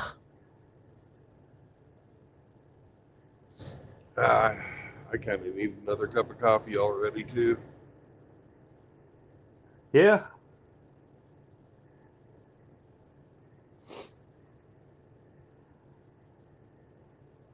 I drove yesterday at around lunchtime. I was like, yep, I'm going to get me some caffeine.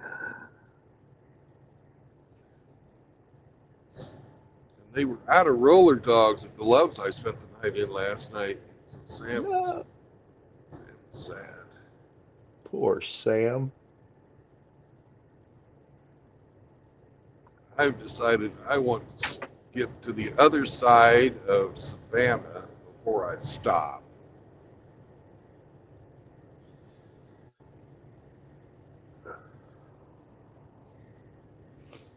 I'm maybe 20 miles north of Savannah. Maybe a little farther, but not much.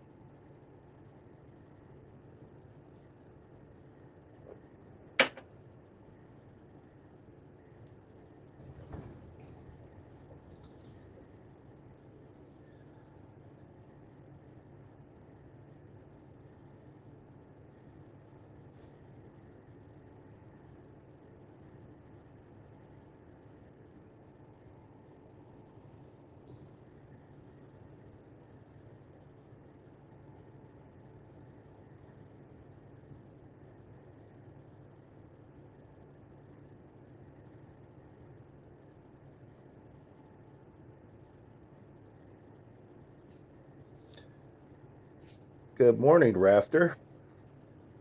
Hey, Rafter.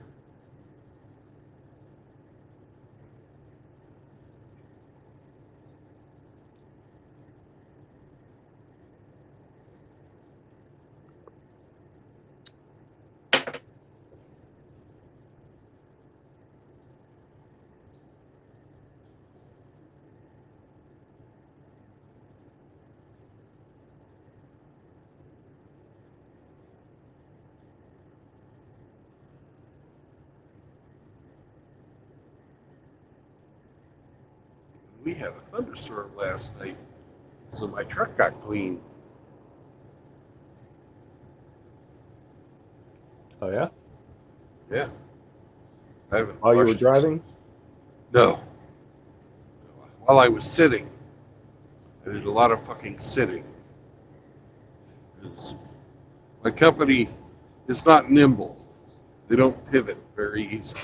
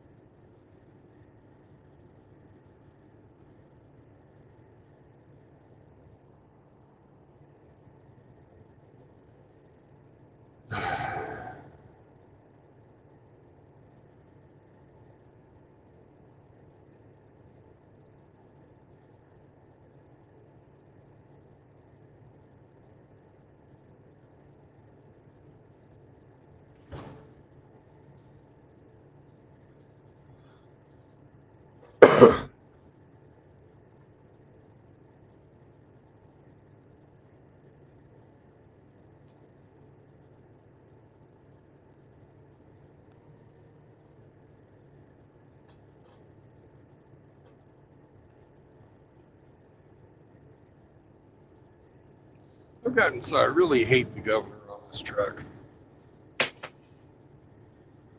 On actually the governor, why they have to govern our speeds.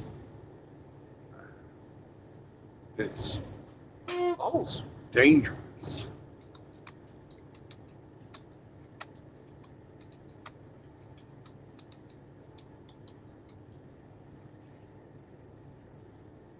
Mm-hmm.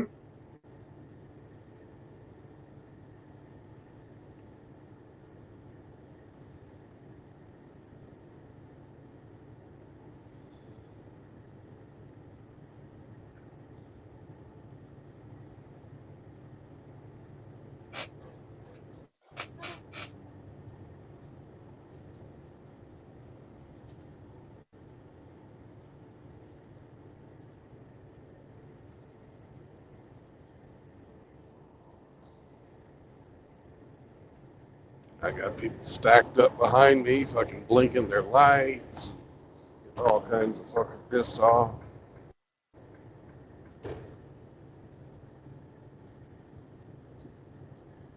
Uh-oh.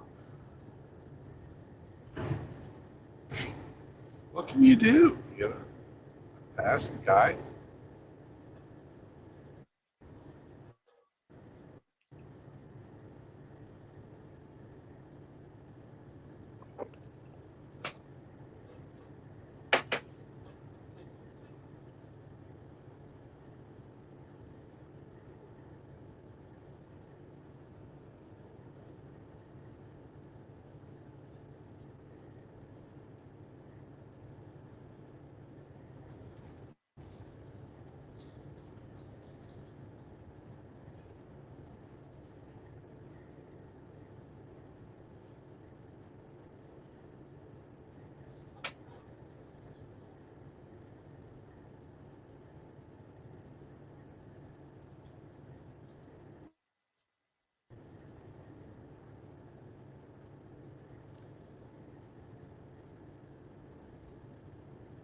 Must be coming up. Yeah, there it is. Welcome to Georgia, motherfuckers.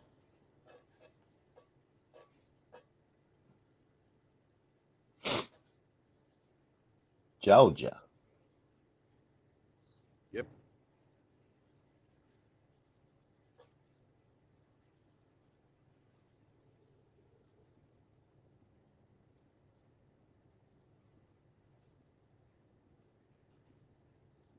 And you said you're picking up your load in Georgia? Yep.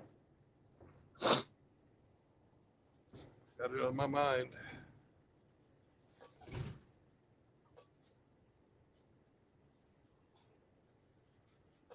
That's why I've got the giant peach chasing the pig today.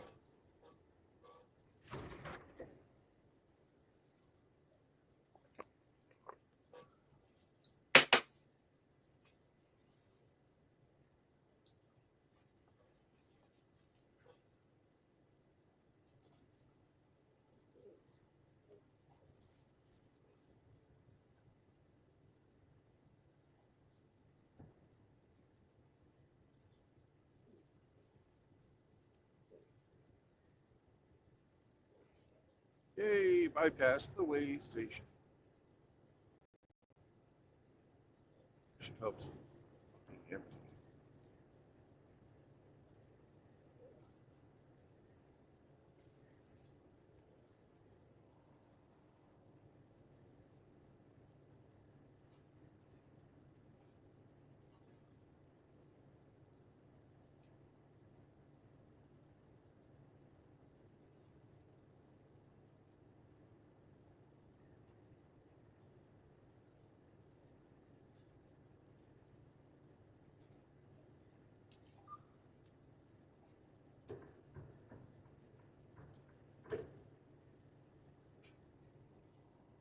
It's a nice restaurant. Fancy.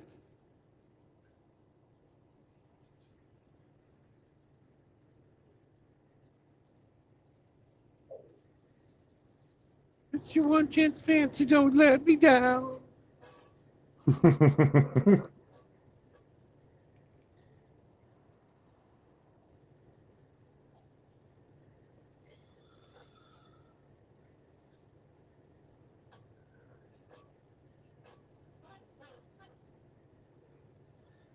If she wants out, it's up to her. You talking about the dog? Talking about fancy. Ah.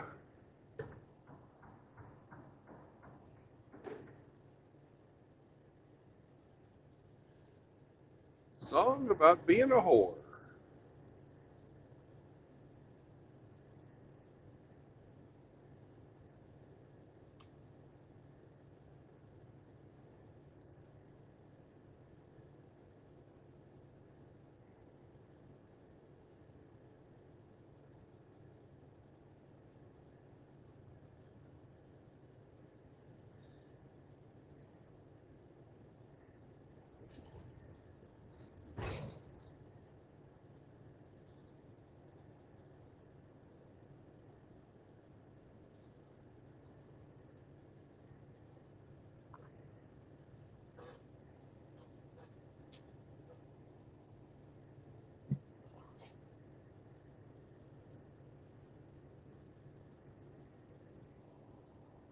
Make that pussy pay.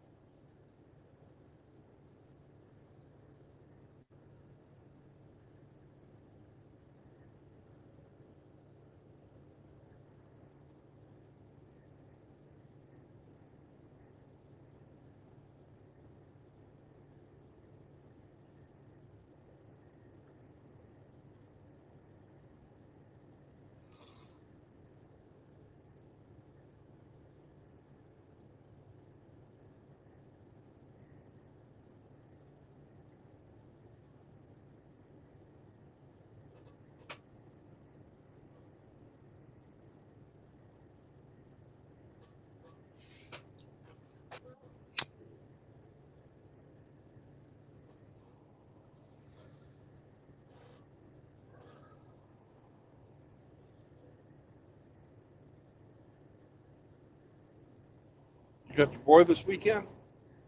Yes, sir. Awesome.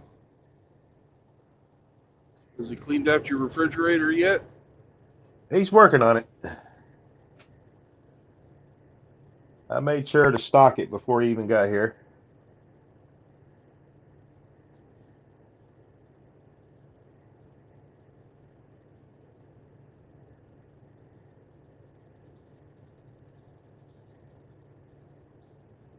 He's going to compete in an orchestra event later this morning. On Sunday? Shit. Saturday. Oh, it's Saturday. Never mind. Yeah. I'm retarded. Sometimes. When I was getting my first cup of coffee, there was a young black fella wearing fucking culottes, you know, the fucking jeans that are cut off about the middle of your shins. Okay. And he was shirtless, but he had on a vest and was wearing a fucking bandana on his head. And I almost asked him to fucking give me in his best pirate talk voice, I'm searching for some booty, right? Right. And I was thinking in my head, he was Black Sparrow. But I didn't have the fucking nuts to fucking talk to him. Aw. You know, if it was one of my friends, I would have fucking said something. But, there's a love. But we're right in the middle of town, so it's probably full.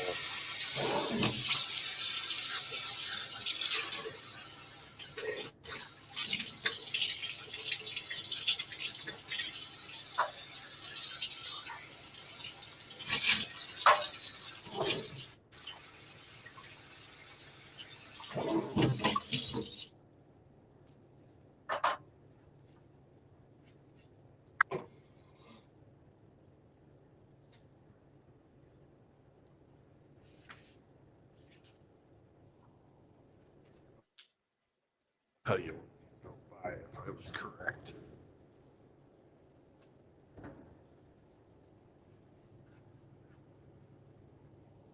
Said there was a Love's here. I could see it. Good thing I didn't pull off. Fuck is that goddamn thing?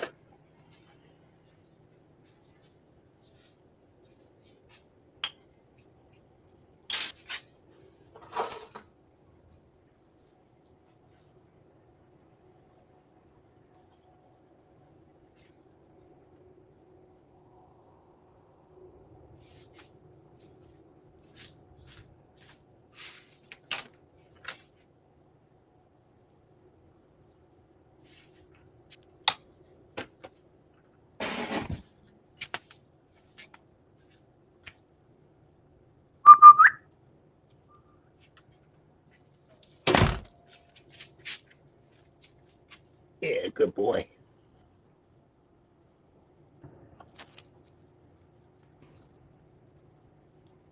Okay.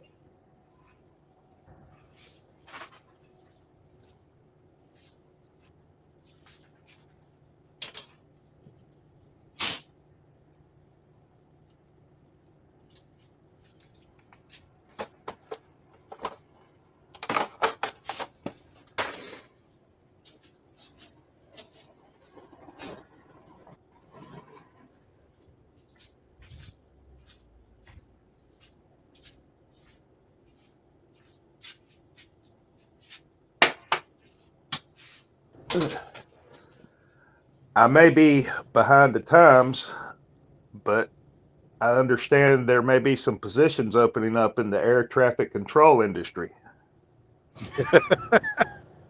Yeah, yeah.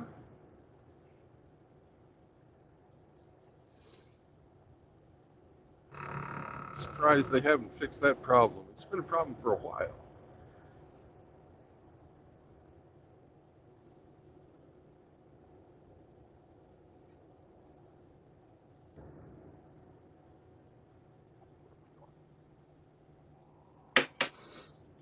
Horrible.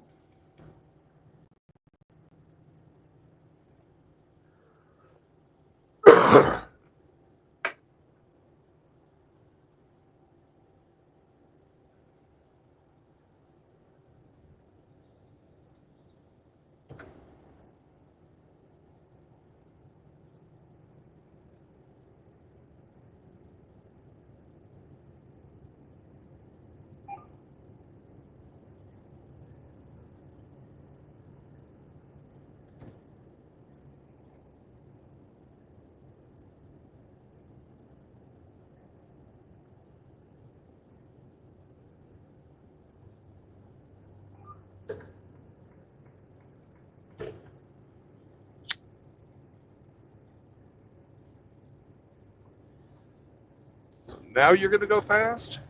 You fucking douche.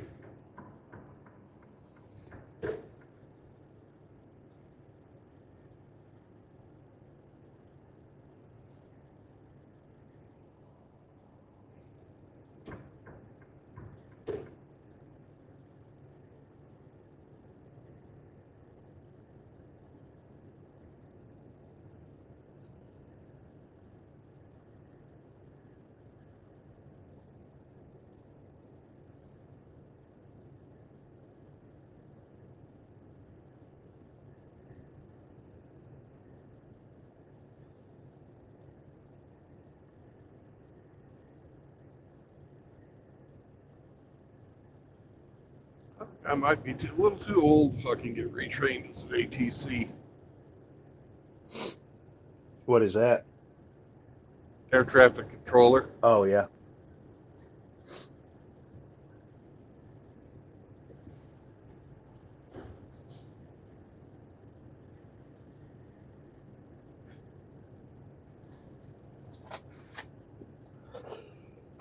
They make good money though.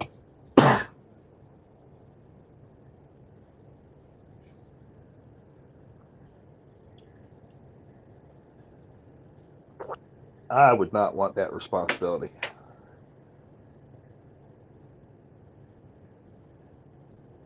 Okay. I myself am not a multitasker. I do my best when I'm focusing on one thing. That's not what they do.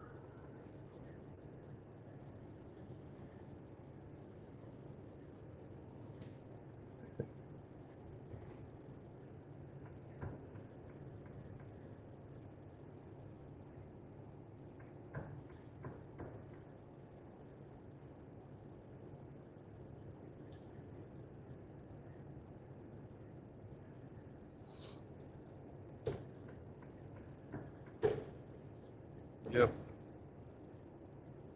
Oh man, somebody beat you to it. What's that? Tractor trailer crashes into side of Gentlemen's Club in New Jersey. Oh man,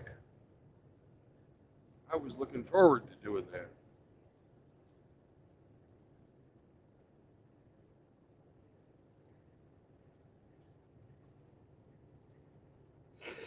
Phew. Bless you. Thank you. Hmm.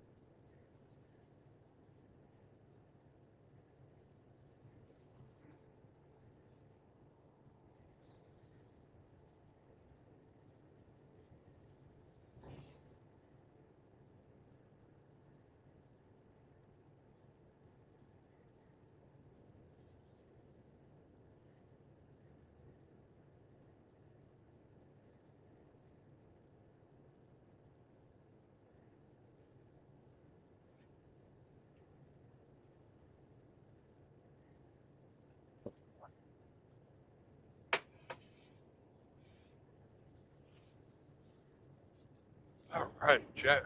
Sam, we've got another Lowe's.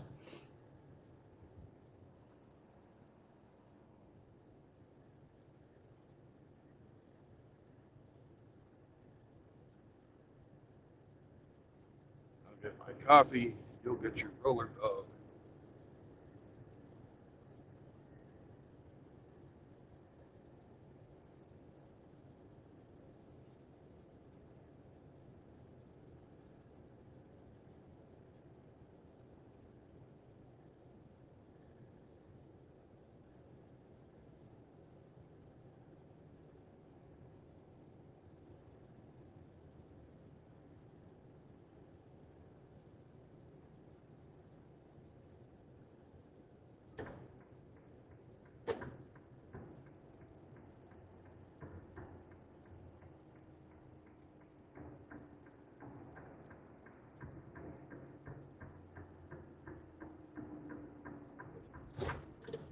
Oh boy, a roundabout. Yay!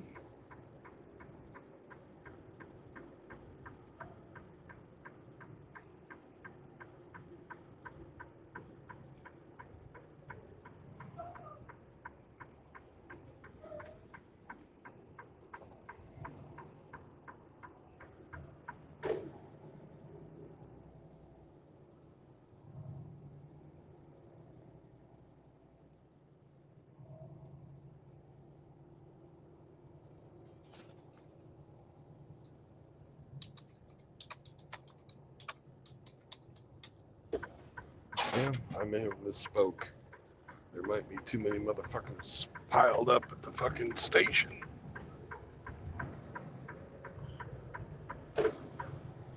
No, it's just assholes. Okay.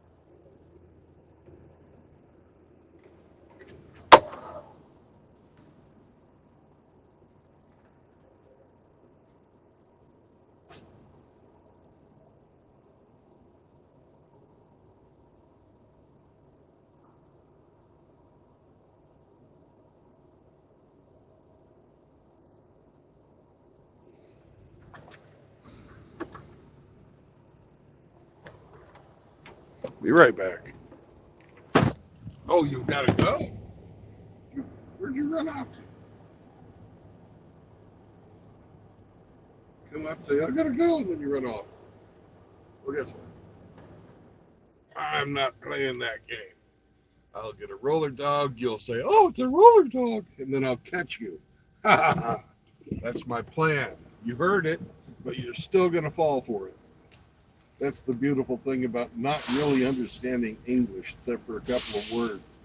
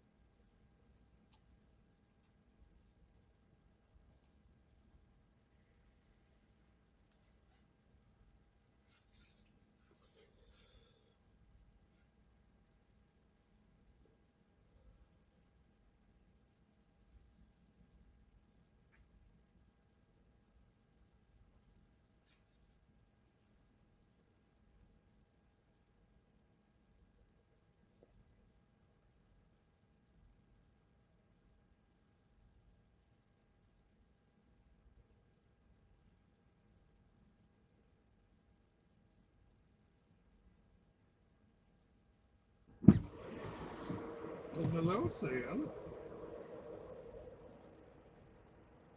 How are you? I got you.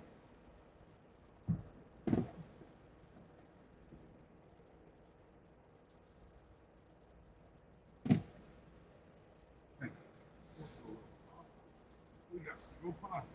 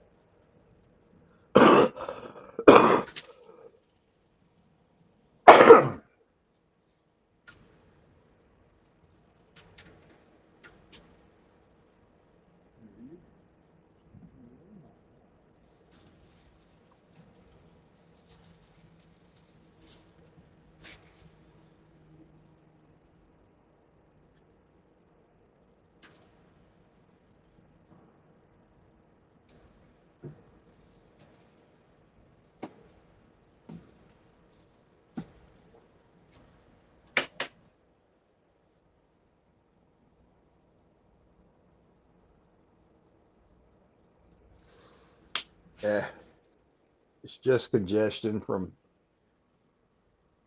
being on my back most of the night. Now that I'm sitting upright, everything wants to bubble to the surface. Yeah.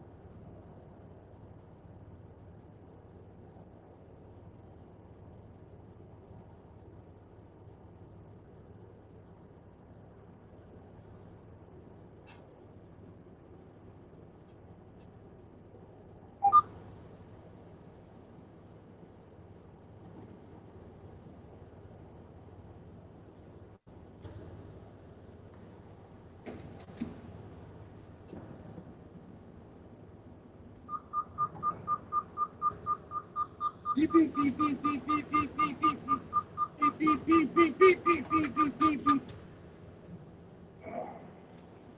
Yeah, that was a good fart, Sam. I'm telling you, buddy. You gotta fucking bottle those. You'll sell a million.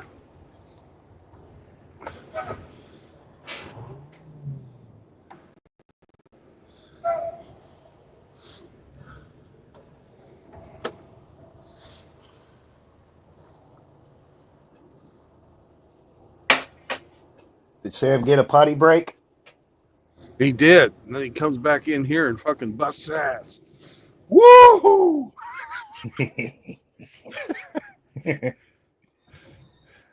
Just equalizing pressure, senor.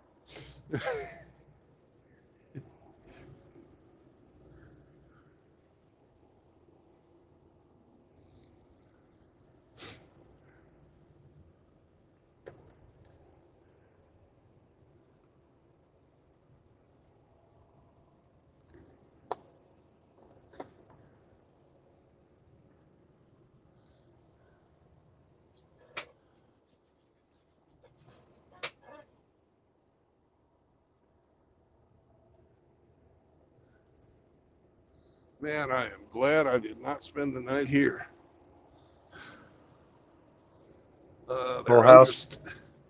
They're understaffed, and the employees fucking hate it.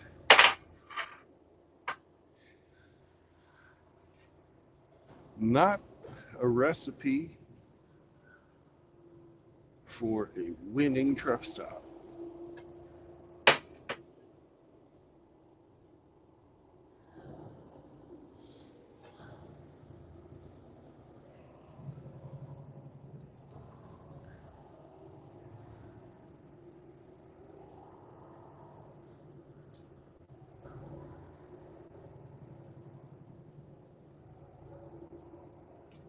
But they had roller dogs. They did.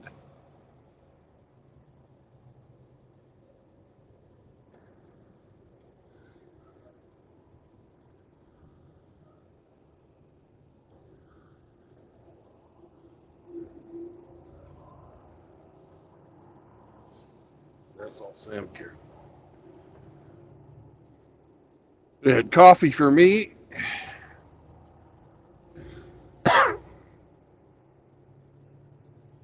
Whole bunch of weekend warriors in there getting some ghee dunk before drill.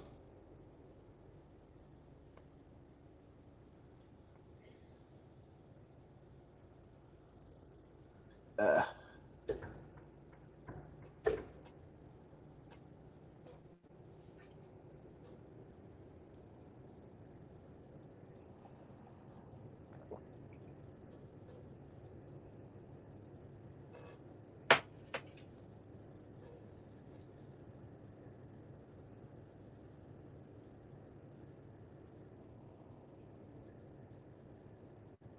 Oh, and they've got a KOA campground here at exit 87 on Highway 95 in Georgia.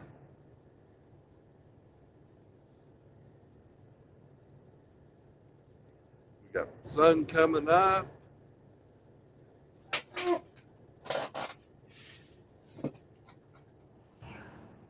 says I've got 23 miles to go. Only 11 or 12, something like that. So I'm getting off at exit 76.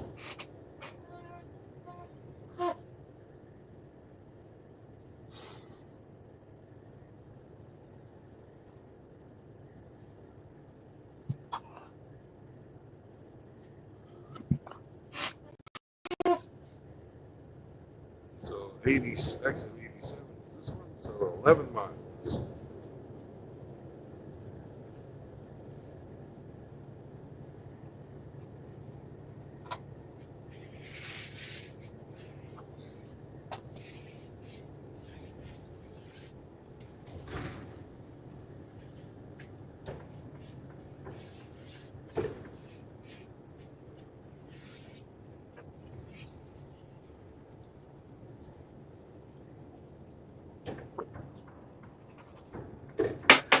was your coffee and roller dog still free, even though you didn't fill up there? The coffee was. The roller dog used points. I put in $500 this morning. So.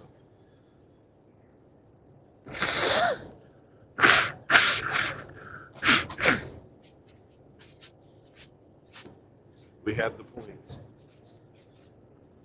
Shit. blew my nose on my fucking work instructions. Well, looks like we'll be copying that one out again. You don't hand the fucking shipping clerk a fucking snot stained napkin. It's not done.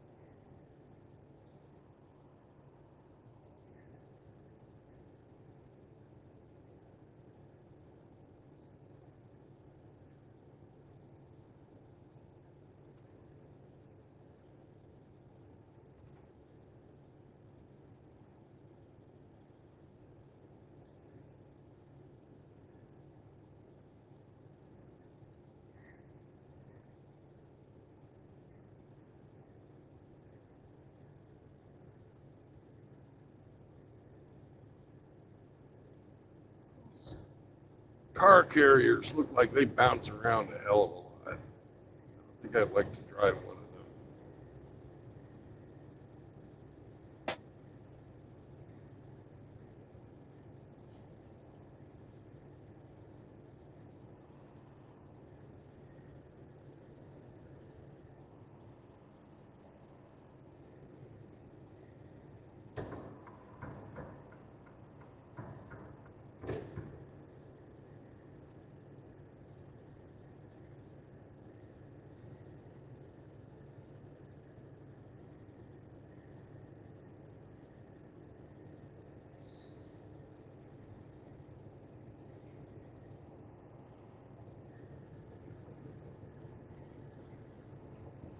There's the ocean.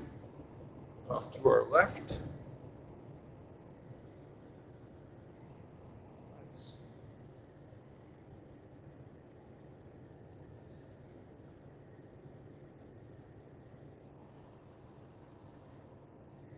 Yeah, it's probably some fucking big estuary or something, but it's still fucking cool.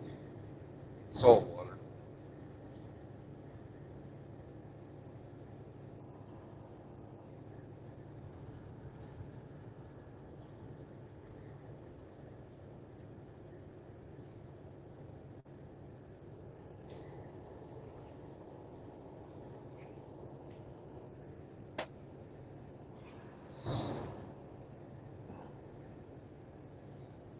The boy is awake.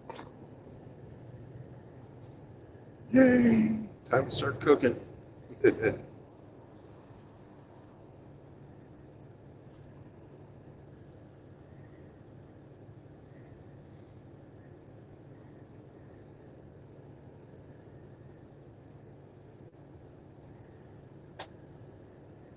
No judo today.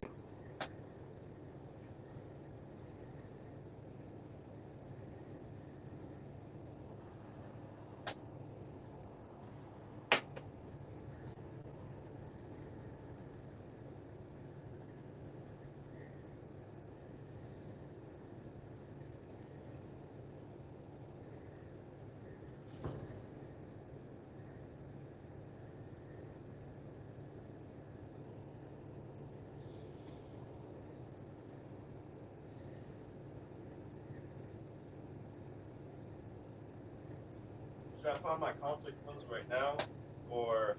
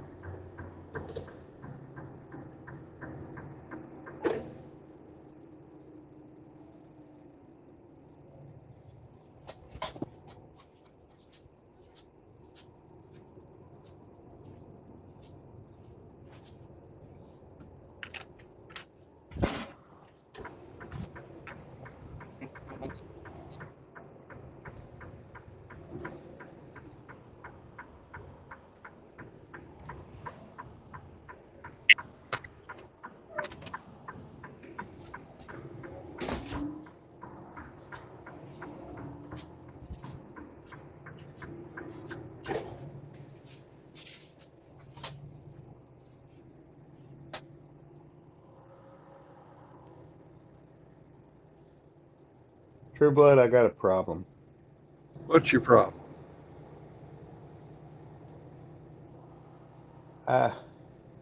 It was either yesterday or the day before. Went into a Walmart store, Mm-hmm. and over the speakers, they were playing a song, Alanis Morissette, Thank You, Okay. and I cannot get that damn song out of my head ever since. Ah. Okay. I'm glad I don't even know what that song sounds like.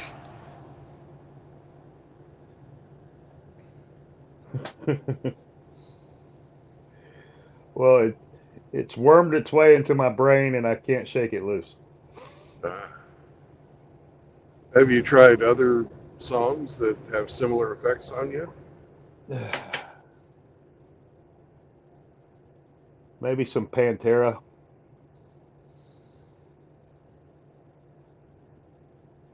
I'll have to try something.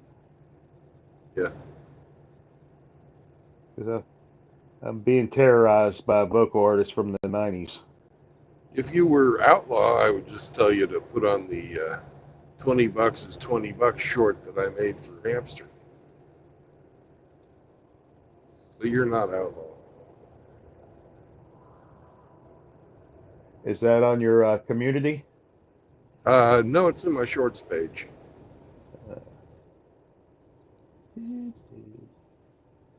Short.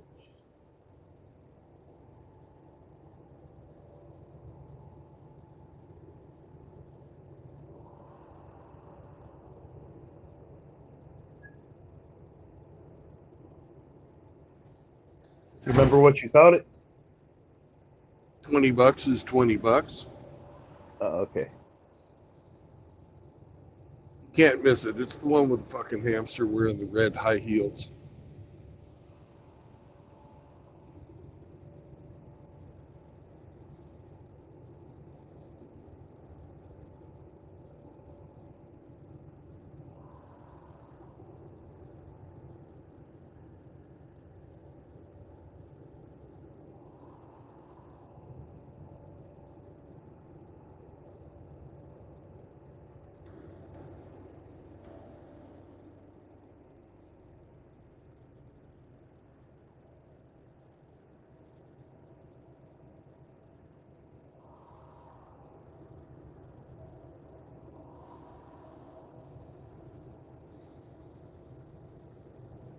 Oh my.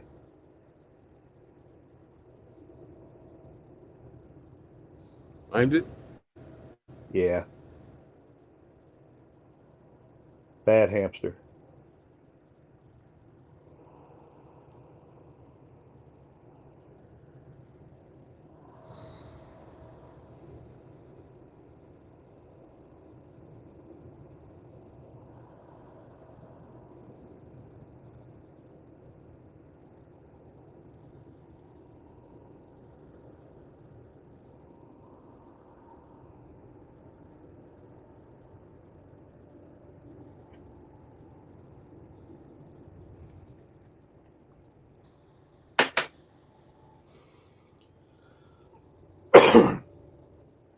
Did you listen to it?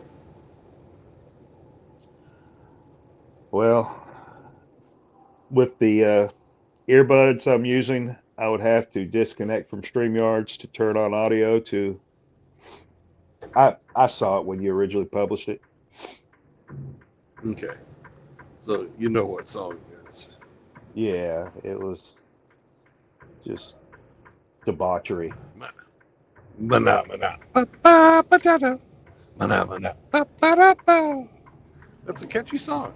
Figured it might, shake the other song loose. It might. Give it time.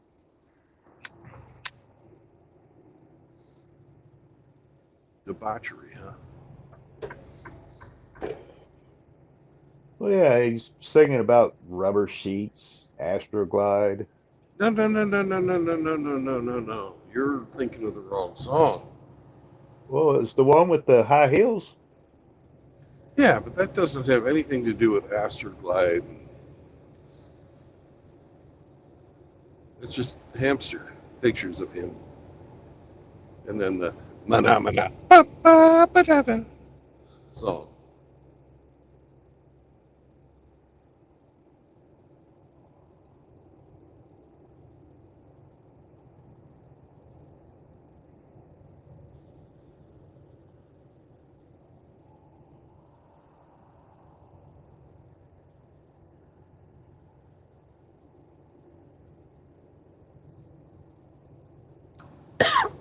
Hell, he's probably listening right now, laying in bed with a hangover.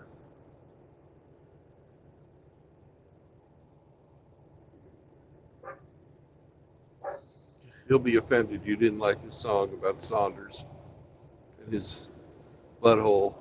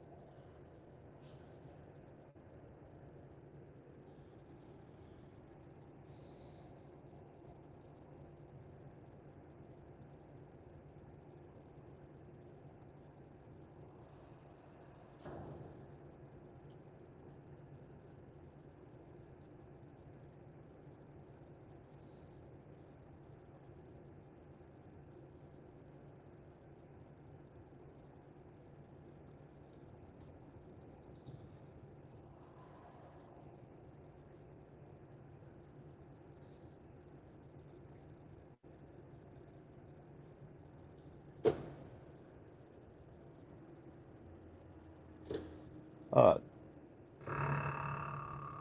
okay, I'm gonna go listen to it. Okay.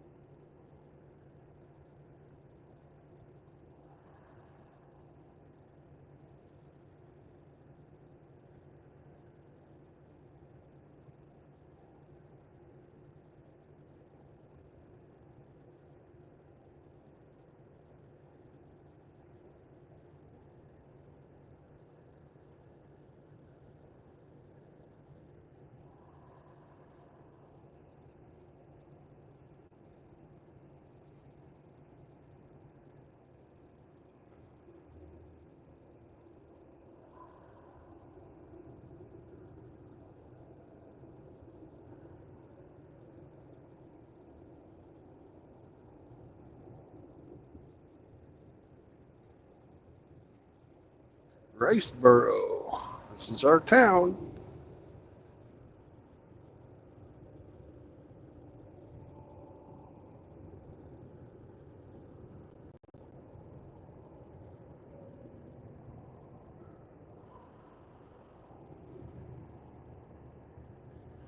I think that was my turn.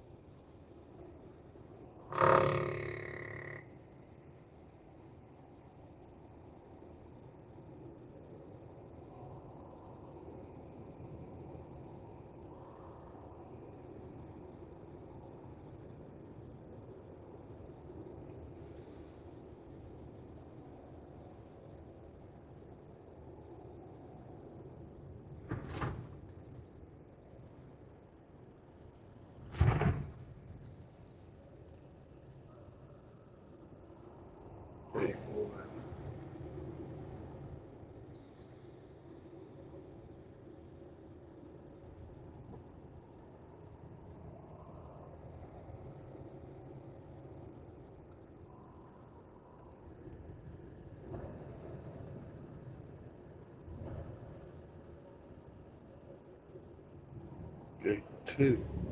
All right. Gate 2.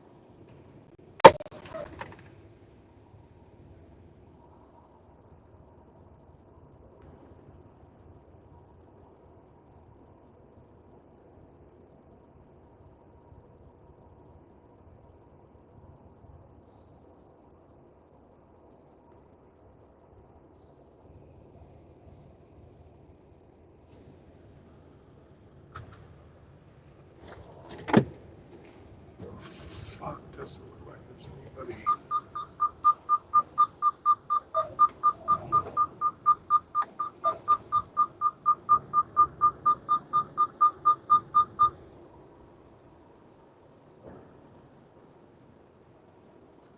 Well, there is something there. Okay.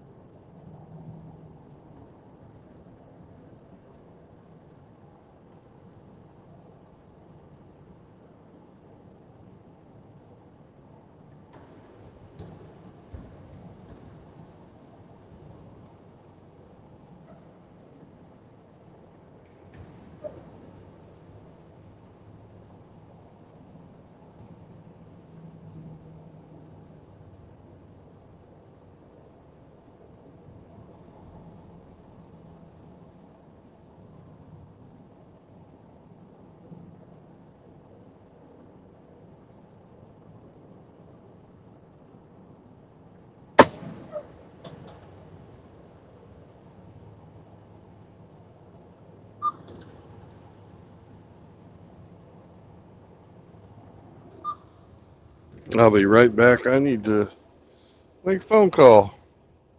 They don't have the right information for me.